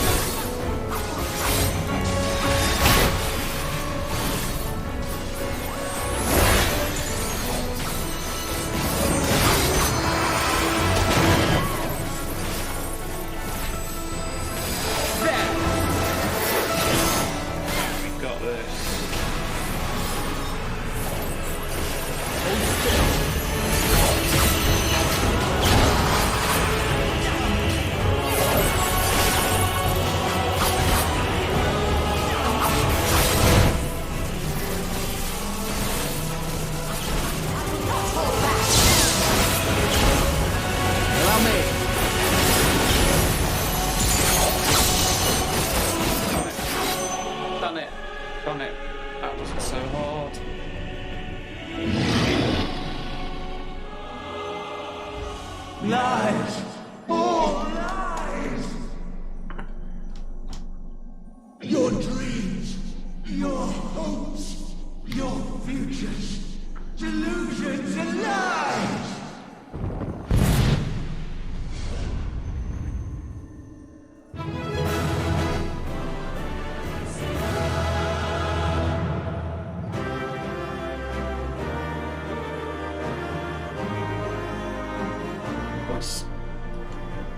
Now let's talk to Hyderabad.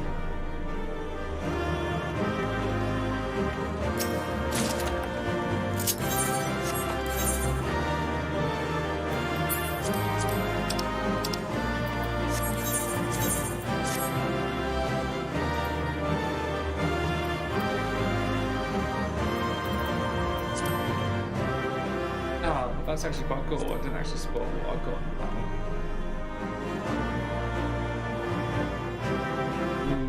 Nice. Like that hat.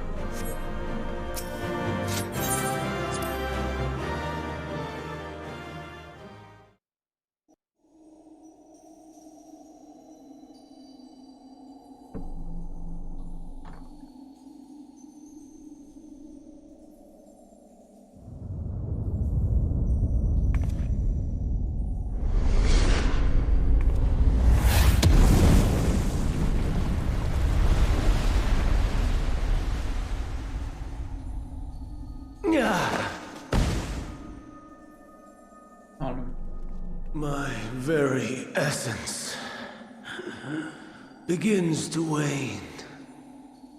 Sweet, sweet agony.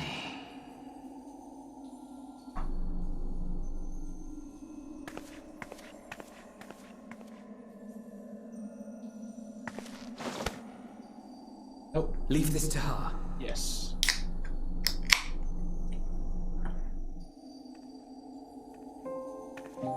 Come to deal the coup de grace. Good. Watching you struggle against the inevitable is bad comedy. Erase me from existence, soul and all.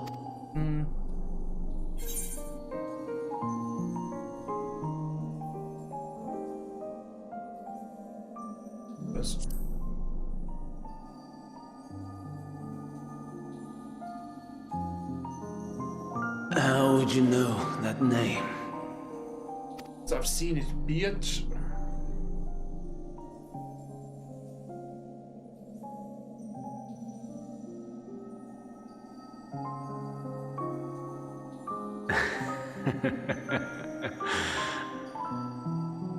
Then it was you. In Elpis. With them at Suck. The final pieces fall into place.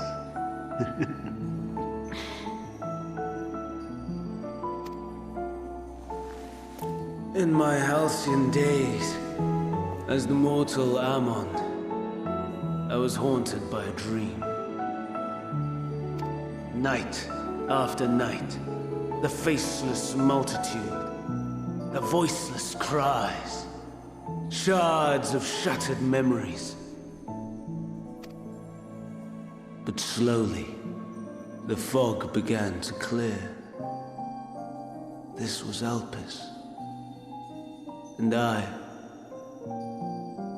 was Hermes. Recurring though it was, I paid this dream little heed. It was only when I was granted the seat and memories of Fandaniel that I knew these visions to be true.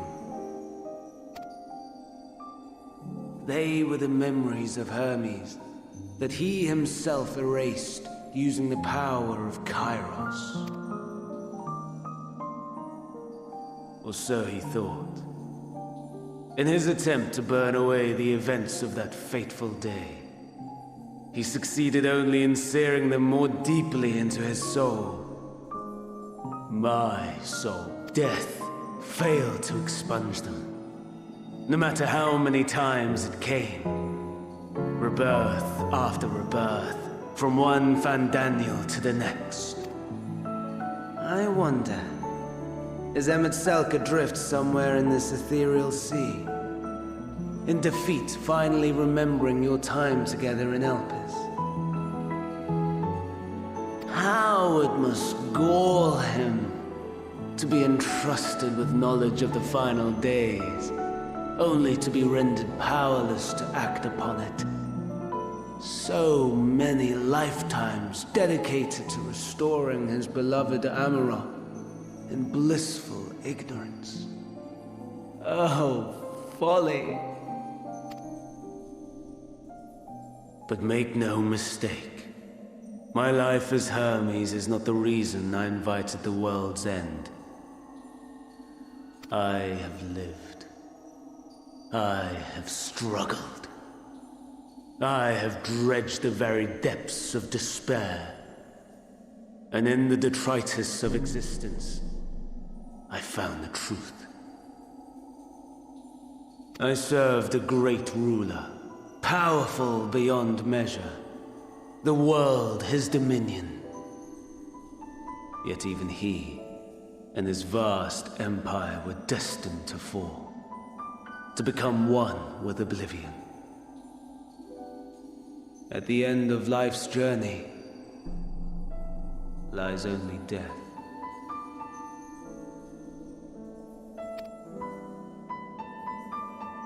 So I ask you, why live at all? We betray, we torment, we murder.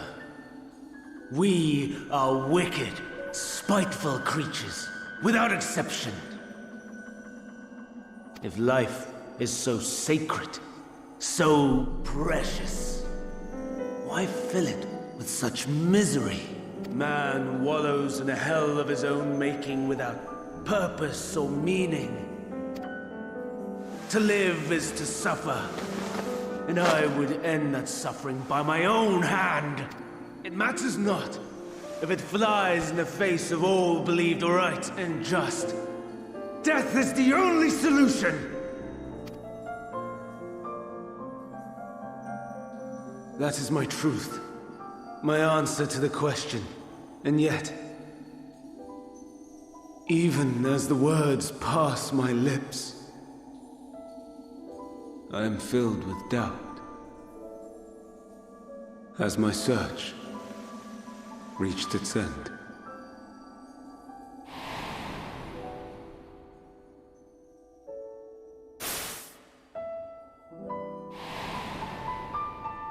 Was this the only way?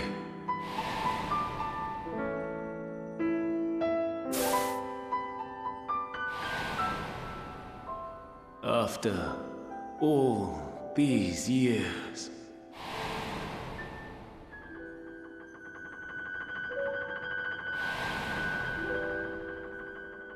Is this the answer I was hoping for?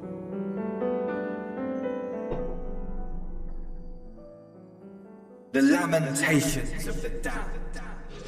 How it vexes me to see your conviction falter at the last. Van Daniel, still clinging to existence, I see. Okay, Emmett. You, who champion death so fervently, unwilling to accept your own, refusing to be purified and swept into the sea of souls. As do I. We prisoners to memory, watching as the world turns. Though unlike me, you will be spared the ignominy of having your corpse made a puppet, dancing to another's tune. Is that Arsahi? Oh. How very astute. But let me be clear, I have not come to consort with the likes of you.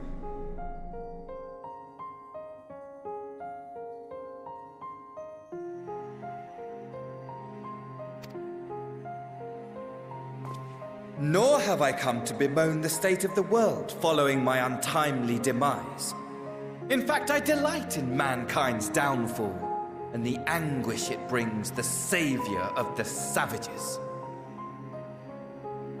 If I played some small part in the chaos, all the better. Not that I was in any position to resist. But to be made accomplice to the betrayal of Lord Xenos.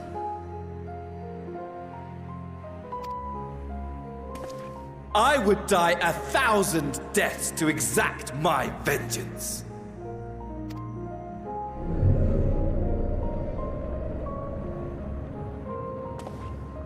Now you are at my mercy. I shall drag us both into oblivion, and you will never see the fulfillment of your magnum opus. Even should you be reborn, your desperate search for answers must start again.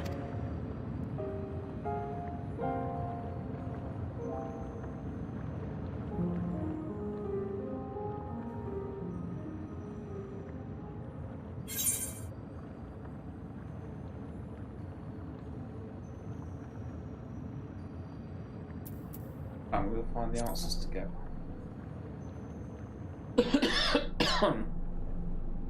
Even here, even now, you have every right to hate me. For the fool I was, for the monster I became. But I will not beg forgiveness. The tale of Hermes, the man who knew so much, yet understood so little, ends here.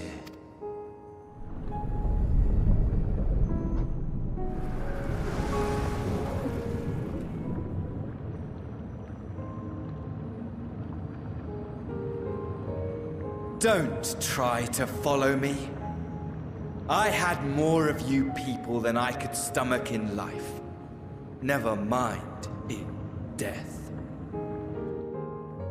Likewise, I pray we do not meet again. Yeah, you had better hope not.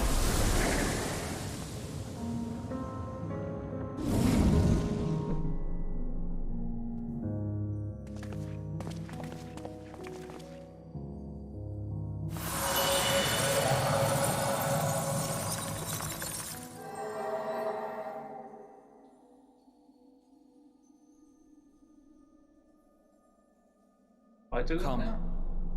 Hydaelyn is waiting.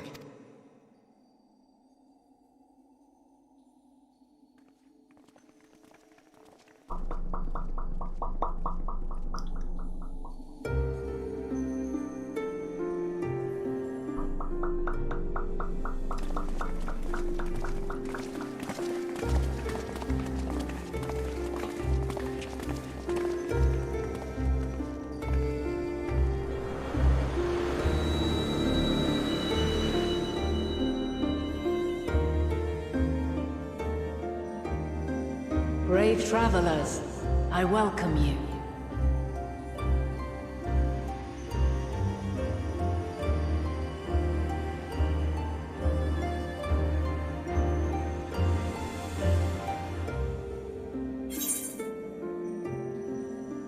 It's again bad.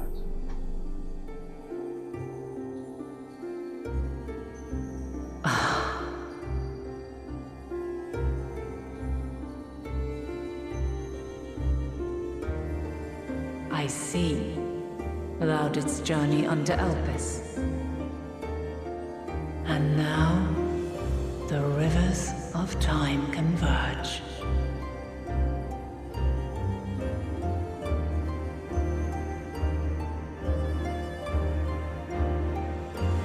I know why you have come. Yet I would hear you speak your reasons all the same.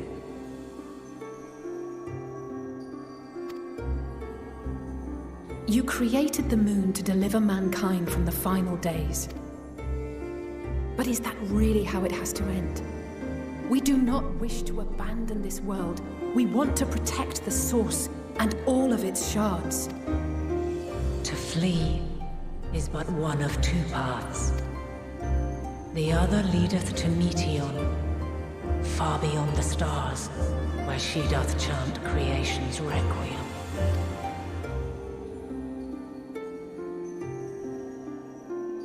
Her domain is formed of dynamis, pure, absolute. Where emotion and memory govern all, ether will avail you naught. Meteon hath gathered the pain and despair of countless stars, and to go unprepared is to go unto your doom. We'll beat her. We'll win. I swear it. Is what I might have said, once. After everything I've seen, all the times I've succumbed to my own anger and fear. I can no longer pretend that courage and faith will be enough. But are we truly so powerless? That our only choice is to flee? Far from it, my child. Long ago, the inhabitants of myriad stars, many more prosperous than Atheris, sought to free their worlds from life's woes. Sorrow and anger, conflict and hostility, despair, and even death itself. But as Meteon reported, every attempt ended in failure. Whoops. Darkness abideth within every living being and can never be cast out.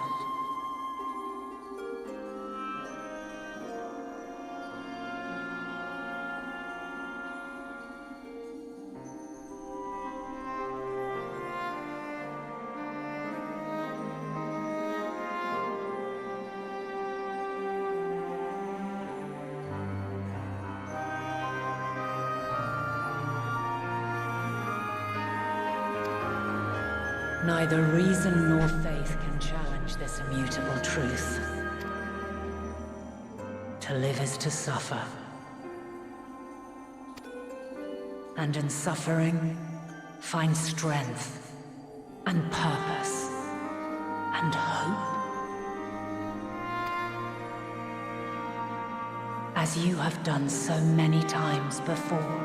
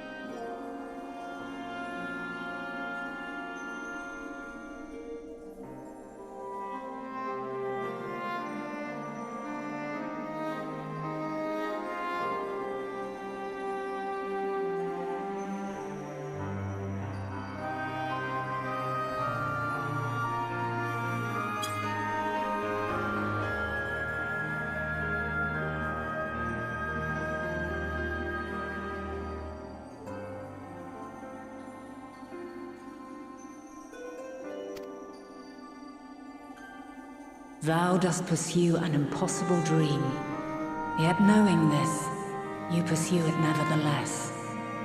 And thou hast learned to depend on others as they do thee. Thy yearning for the power to save the powerless hath ever driven thee to greater heights. Thou hast grown strong.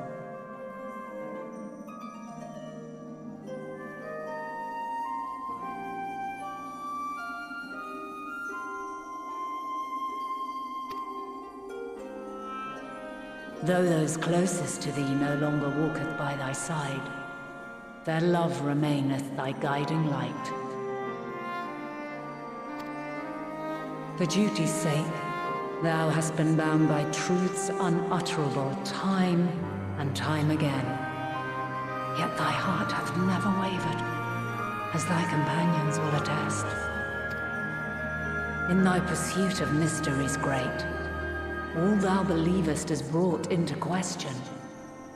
Undaunted, thy thirst for knowledge remaineth unquenched.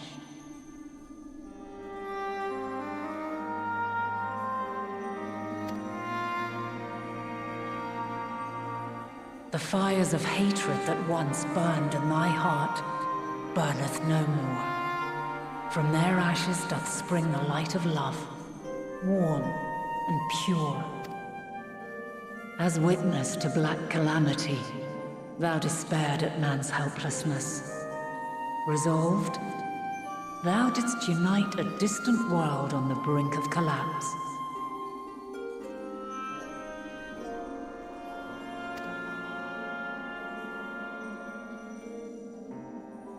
And thou, my champion, when all did seem lost, thou never abandoned hope. For every trial and every foe that did bar thy way, thou hast proven equal to the challenge, drawing courage from the many bonds forged on thy journey. You have all known despair, and though the end approacheth, you walk on, heads held high. Therein lieth your power, the strength to silence the song of oblivion.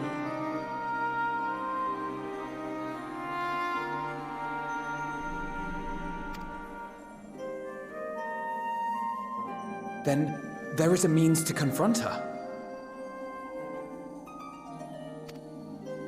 Yes, if you should prove yourselves worthy. Hark!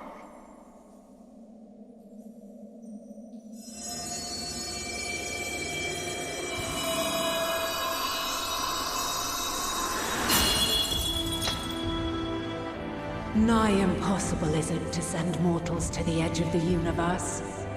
Should you fail, there will be no second chance. As the will of the star, I ask of you this. Do you possess the fortitude to stand firm when all around you doth crumble? Do you possess the faith to vanquish despair itself? Yeah, I do. Should you lack the strength to best a supreme deity, I cannot allow you to make the journey. You must leave this star and never return.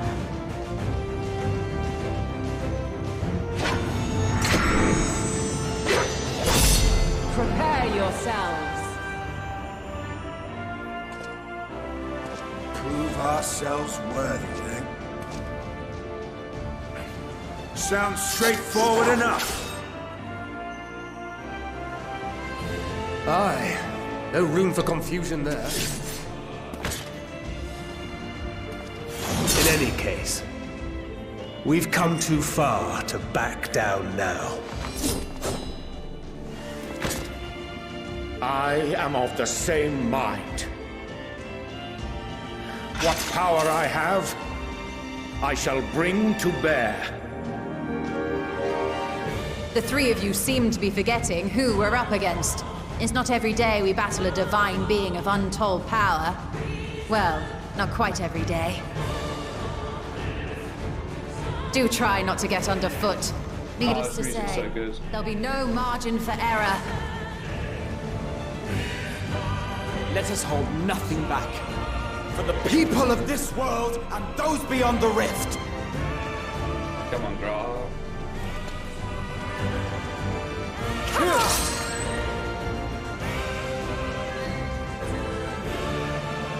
Alas, the question I posed to thee in Elpis hath remained unanswered these long years. I would hear thy response, warrior of light. Shouldst thou emerge victorious? Let's go.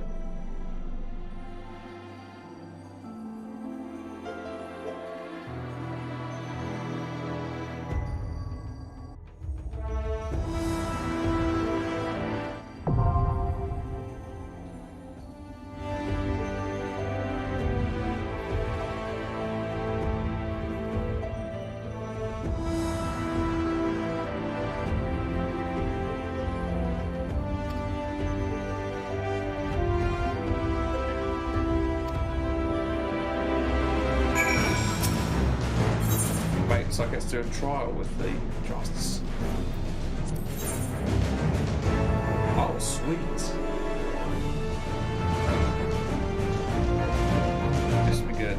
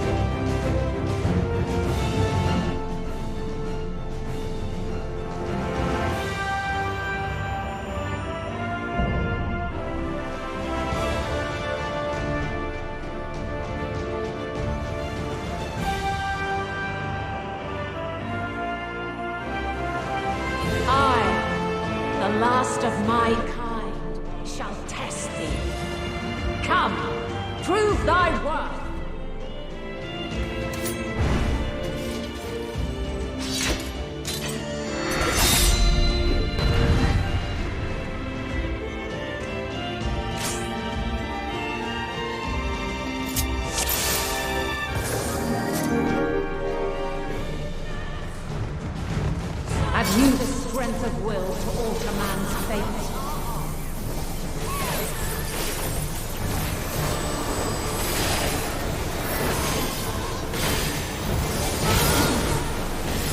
Hold still. Chains of arms. May the test continue.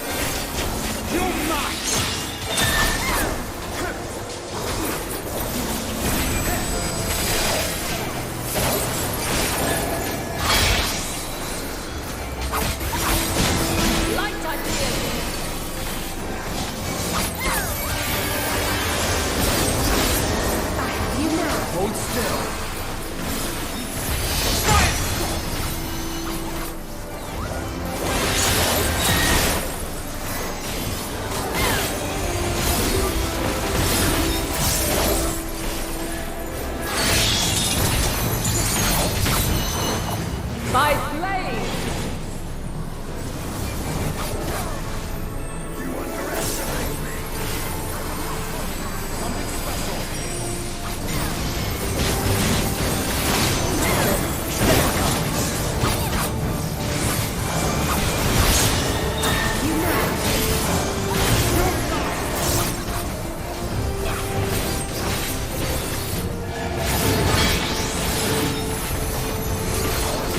Light unyielding.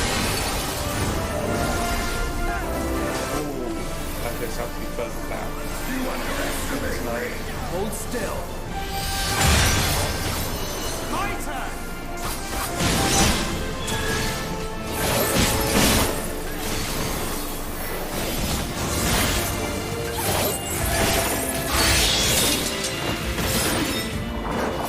By flame!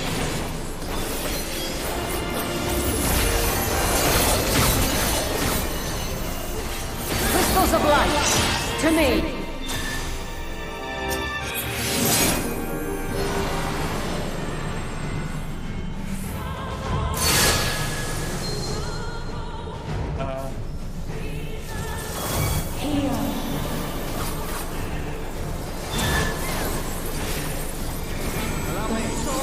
Creation's end.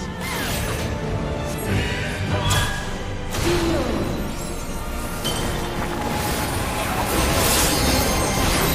The sorrow of hope's demise. Think.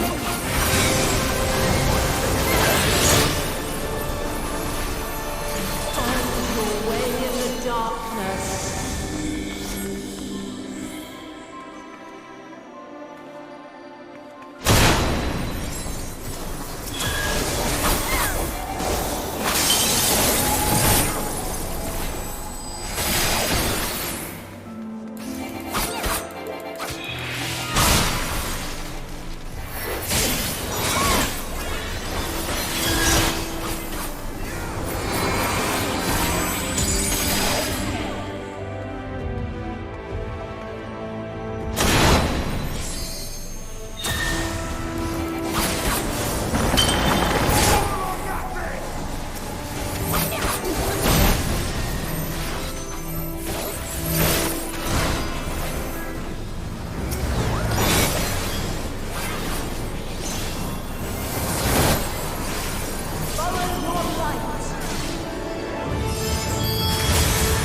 Or fly, my children, and never look back.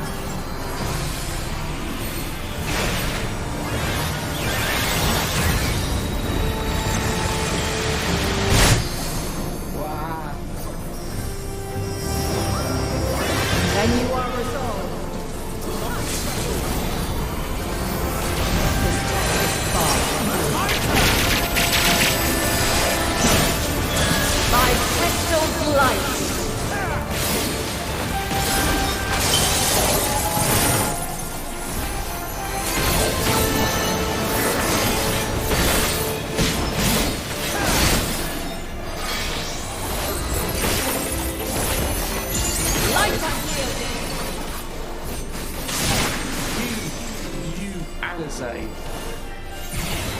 say, really? I cannot believe you just did that, Alize. You ran into me, you muppet. Oh. Have you the strength of will to alter man's fate? Really, Alize? Hold still. You're mine!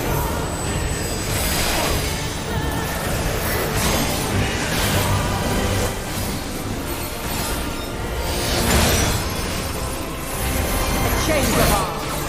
May the test continue.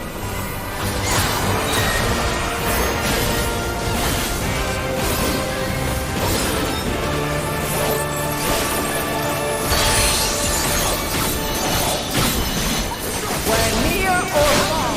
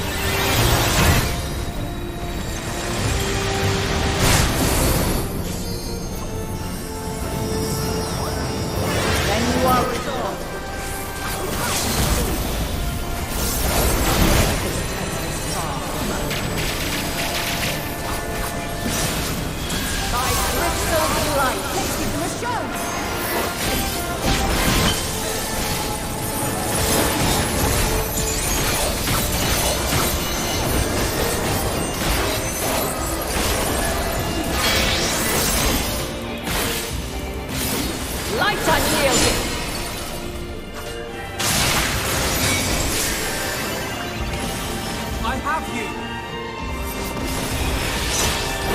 Refulgence eternal!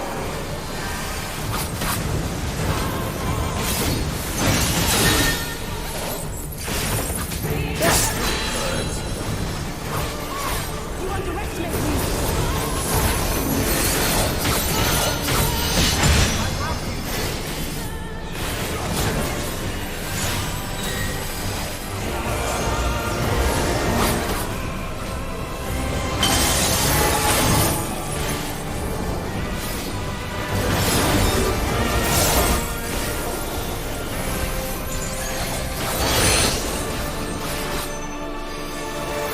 We're near or far!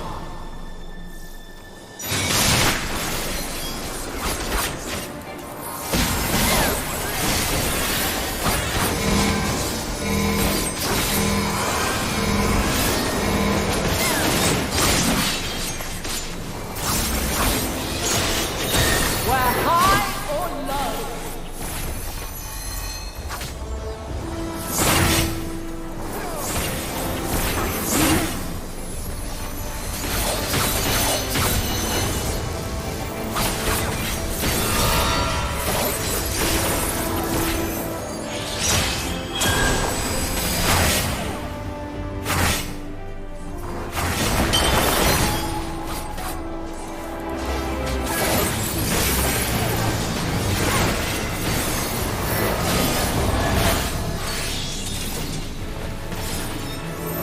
My blade!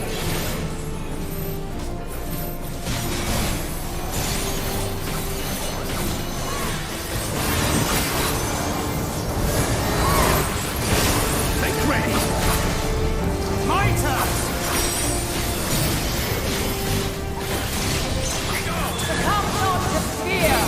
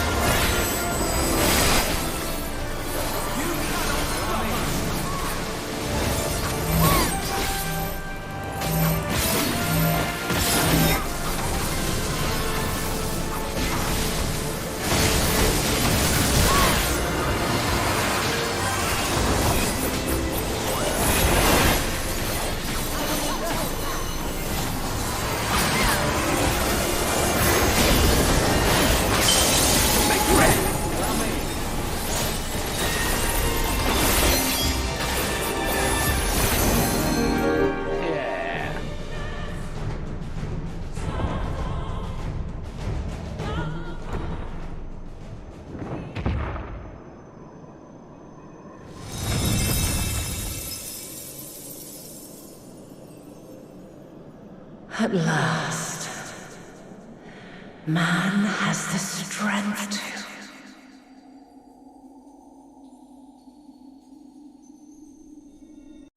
Now send us on our way.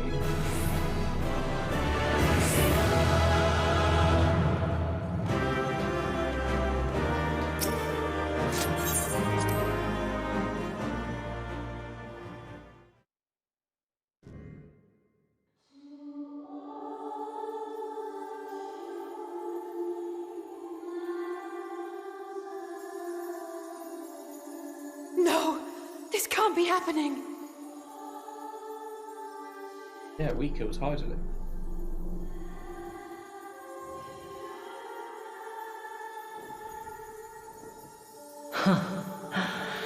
Though my power is in constant flux, I have always kept a reserve for this very moment.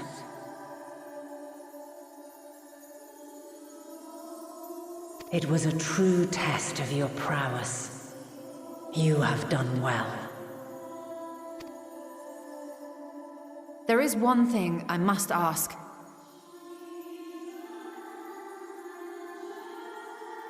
By sundering the world into 14 shards, the ether of all living beings too was divided. This reduction would in theory allow us to more easily interact with dynamism. Having seen mankind brought to the very precipice of extinction, you wished for us to develop a means to overcome despair. You believed we had the potential, and sundered all creation to see it fulfilled, to deliver us to that swirling maelstrom of dynamis in which our foe hides, and grant us the power to defeat her once and for all. Is this not true? It is as thou sayest. 'Twas the trial to which I subjected mankind, and it hath led to untold bloodshed and suffering. There was no kindness, nor justice in the tragedy I wrought. When confronted with the almighty Zodiac, my only recourse was rend him and the world asunder, that his power be diminished for a time. And so it came to pass. Now you, my chosen, have surpassed my expectations, surpassed me. I entrust the fate of the universe unto you.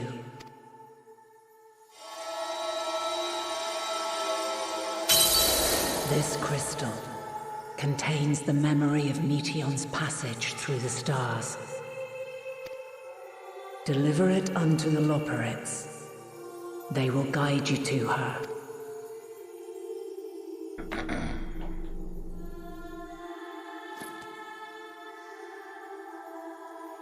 Though they may be capable of crossing great distances, there is a vast difference between traveling to the moon and the furthermost reaches of the great expanse. And unlike Meteion, we cannot simply soar on waves of dynamis to our destination.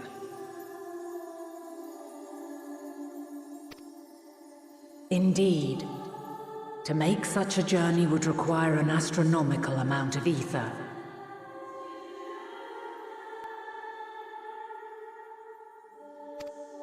But a solution lieth close at hand.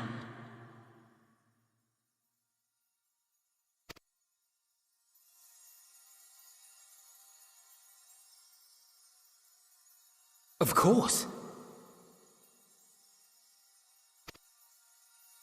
Yes, my child.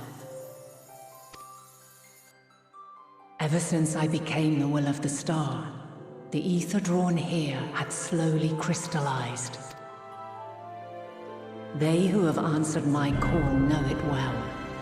While I have remained hidden, it hath become the embodiment of the planet's will in my place. A faceless, omnipotent force of nature. The Mother Crystal, our final hope.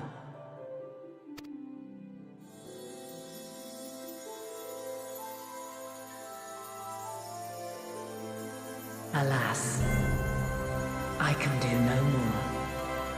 The fulfillment of this task doth fall to you, my chosen. Now, heed these words. Darkness and light, despair and hope. As goeth one, so goeth the other. Become light, become hope.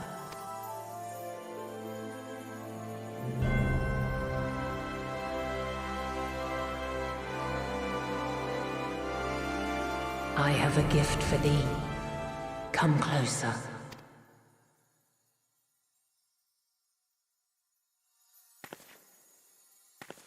You like my silly hat that I'm wearing? Long have I searched for a means to safeguard the future of this star. Though I knew failure after failure, by recalling thy tales and my promise to thee, I found the strength to carry on. Though the world is ever changing, thy thirst for adventure hath never waned. Thine unshakable resolve never ceases to amaze, to inspire. As a mark of my gratitude, I bestow this final gift. Thou dost possess the crystal of Azum, yes? Yes. As Heidelin, I reside over the forces of stasis, tranquility, peace. The laws which impart stability to existence itself. I will weave this self-same power into the crystal, granting thee mastery over matter, to give form to the formless. Use it wisely, or it will not last indefinitely. As thou hast seen on thy journey through the ethereal sea, souls are drawn to thee.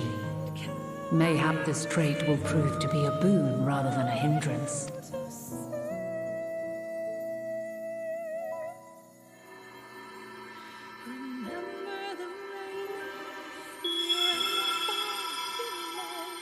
It is thy hopes and prayers that enable Azum's invocations and give them life.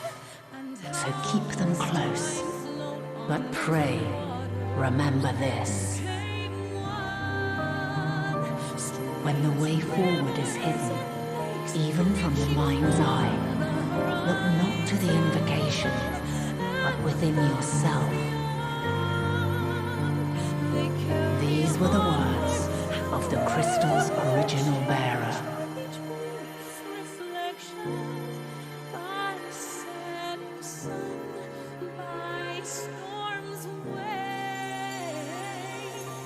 With that, my work is finished. Fulfill our promise. Right the wrongs committed when the world was yet whole. Silence the song of oblivion. Teach her a brighter melody. Show her our journey is far from over.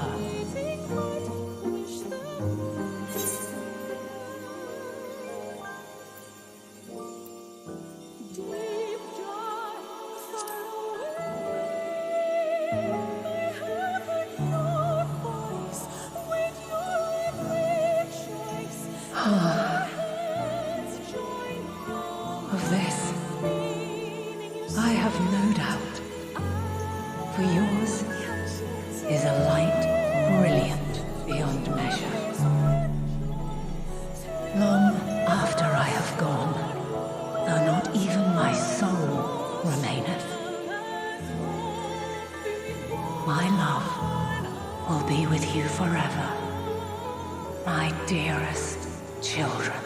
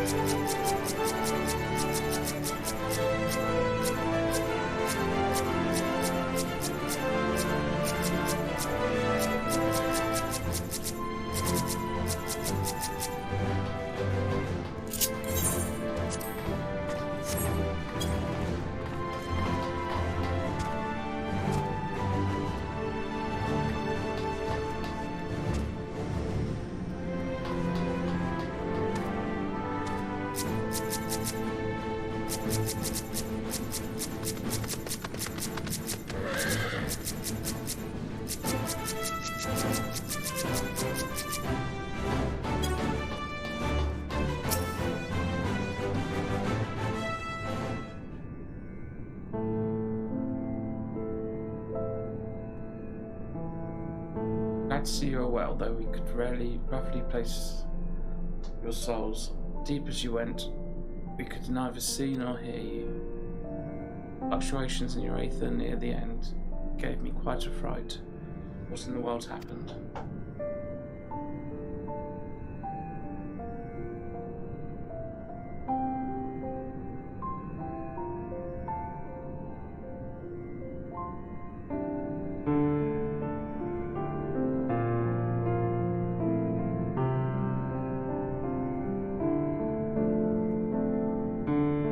To say Hydralin is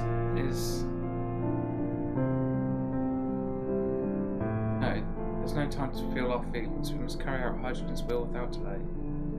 We'll find Meteon. What's the thing we do? Yeah, Meteor. You wouldn't mind handing over the crystal, that is. Fancy navigator and all.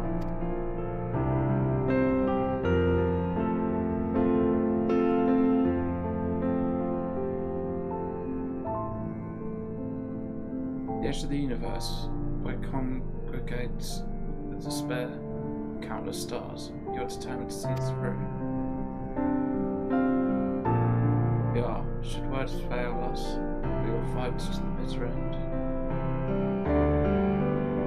Know that it pains you to accept this. Would that I need ask nothing more of you.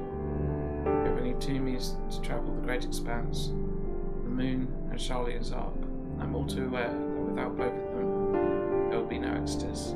I nevertheless beg you to honour the agreement we made.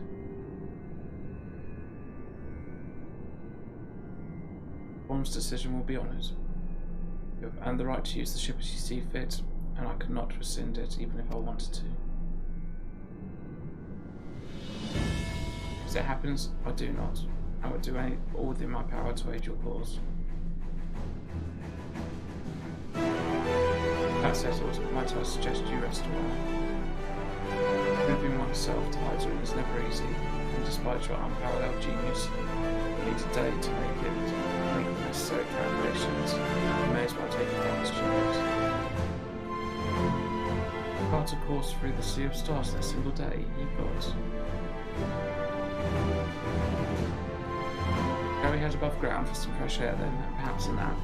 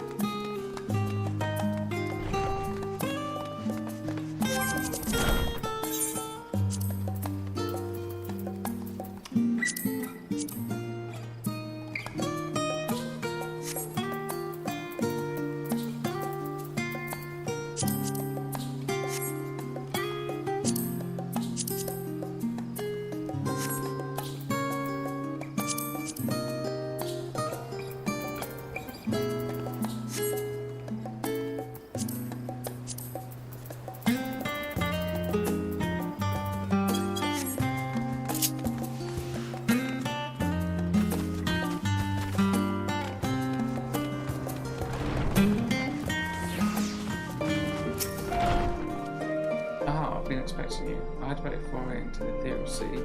Students have ventured far and wide, but never quite so deep as that. Have you experienced any after effects of prolonged exposure? Nausea, dizziness, content? Well, have a pleasant sleep, and if you do experience any unusual phenomena, please let me know. I shall answer to all your calls. No, I'm not going to do this shit. Right, I'm going to leave it there, because it's quite late. And continue the rest tomorrow. I think probably going to be at the point where I'll complete the campaign tomorrow, so hopefully I'll get that done. So, yeah.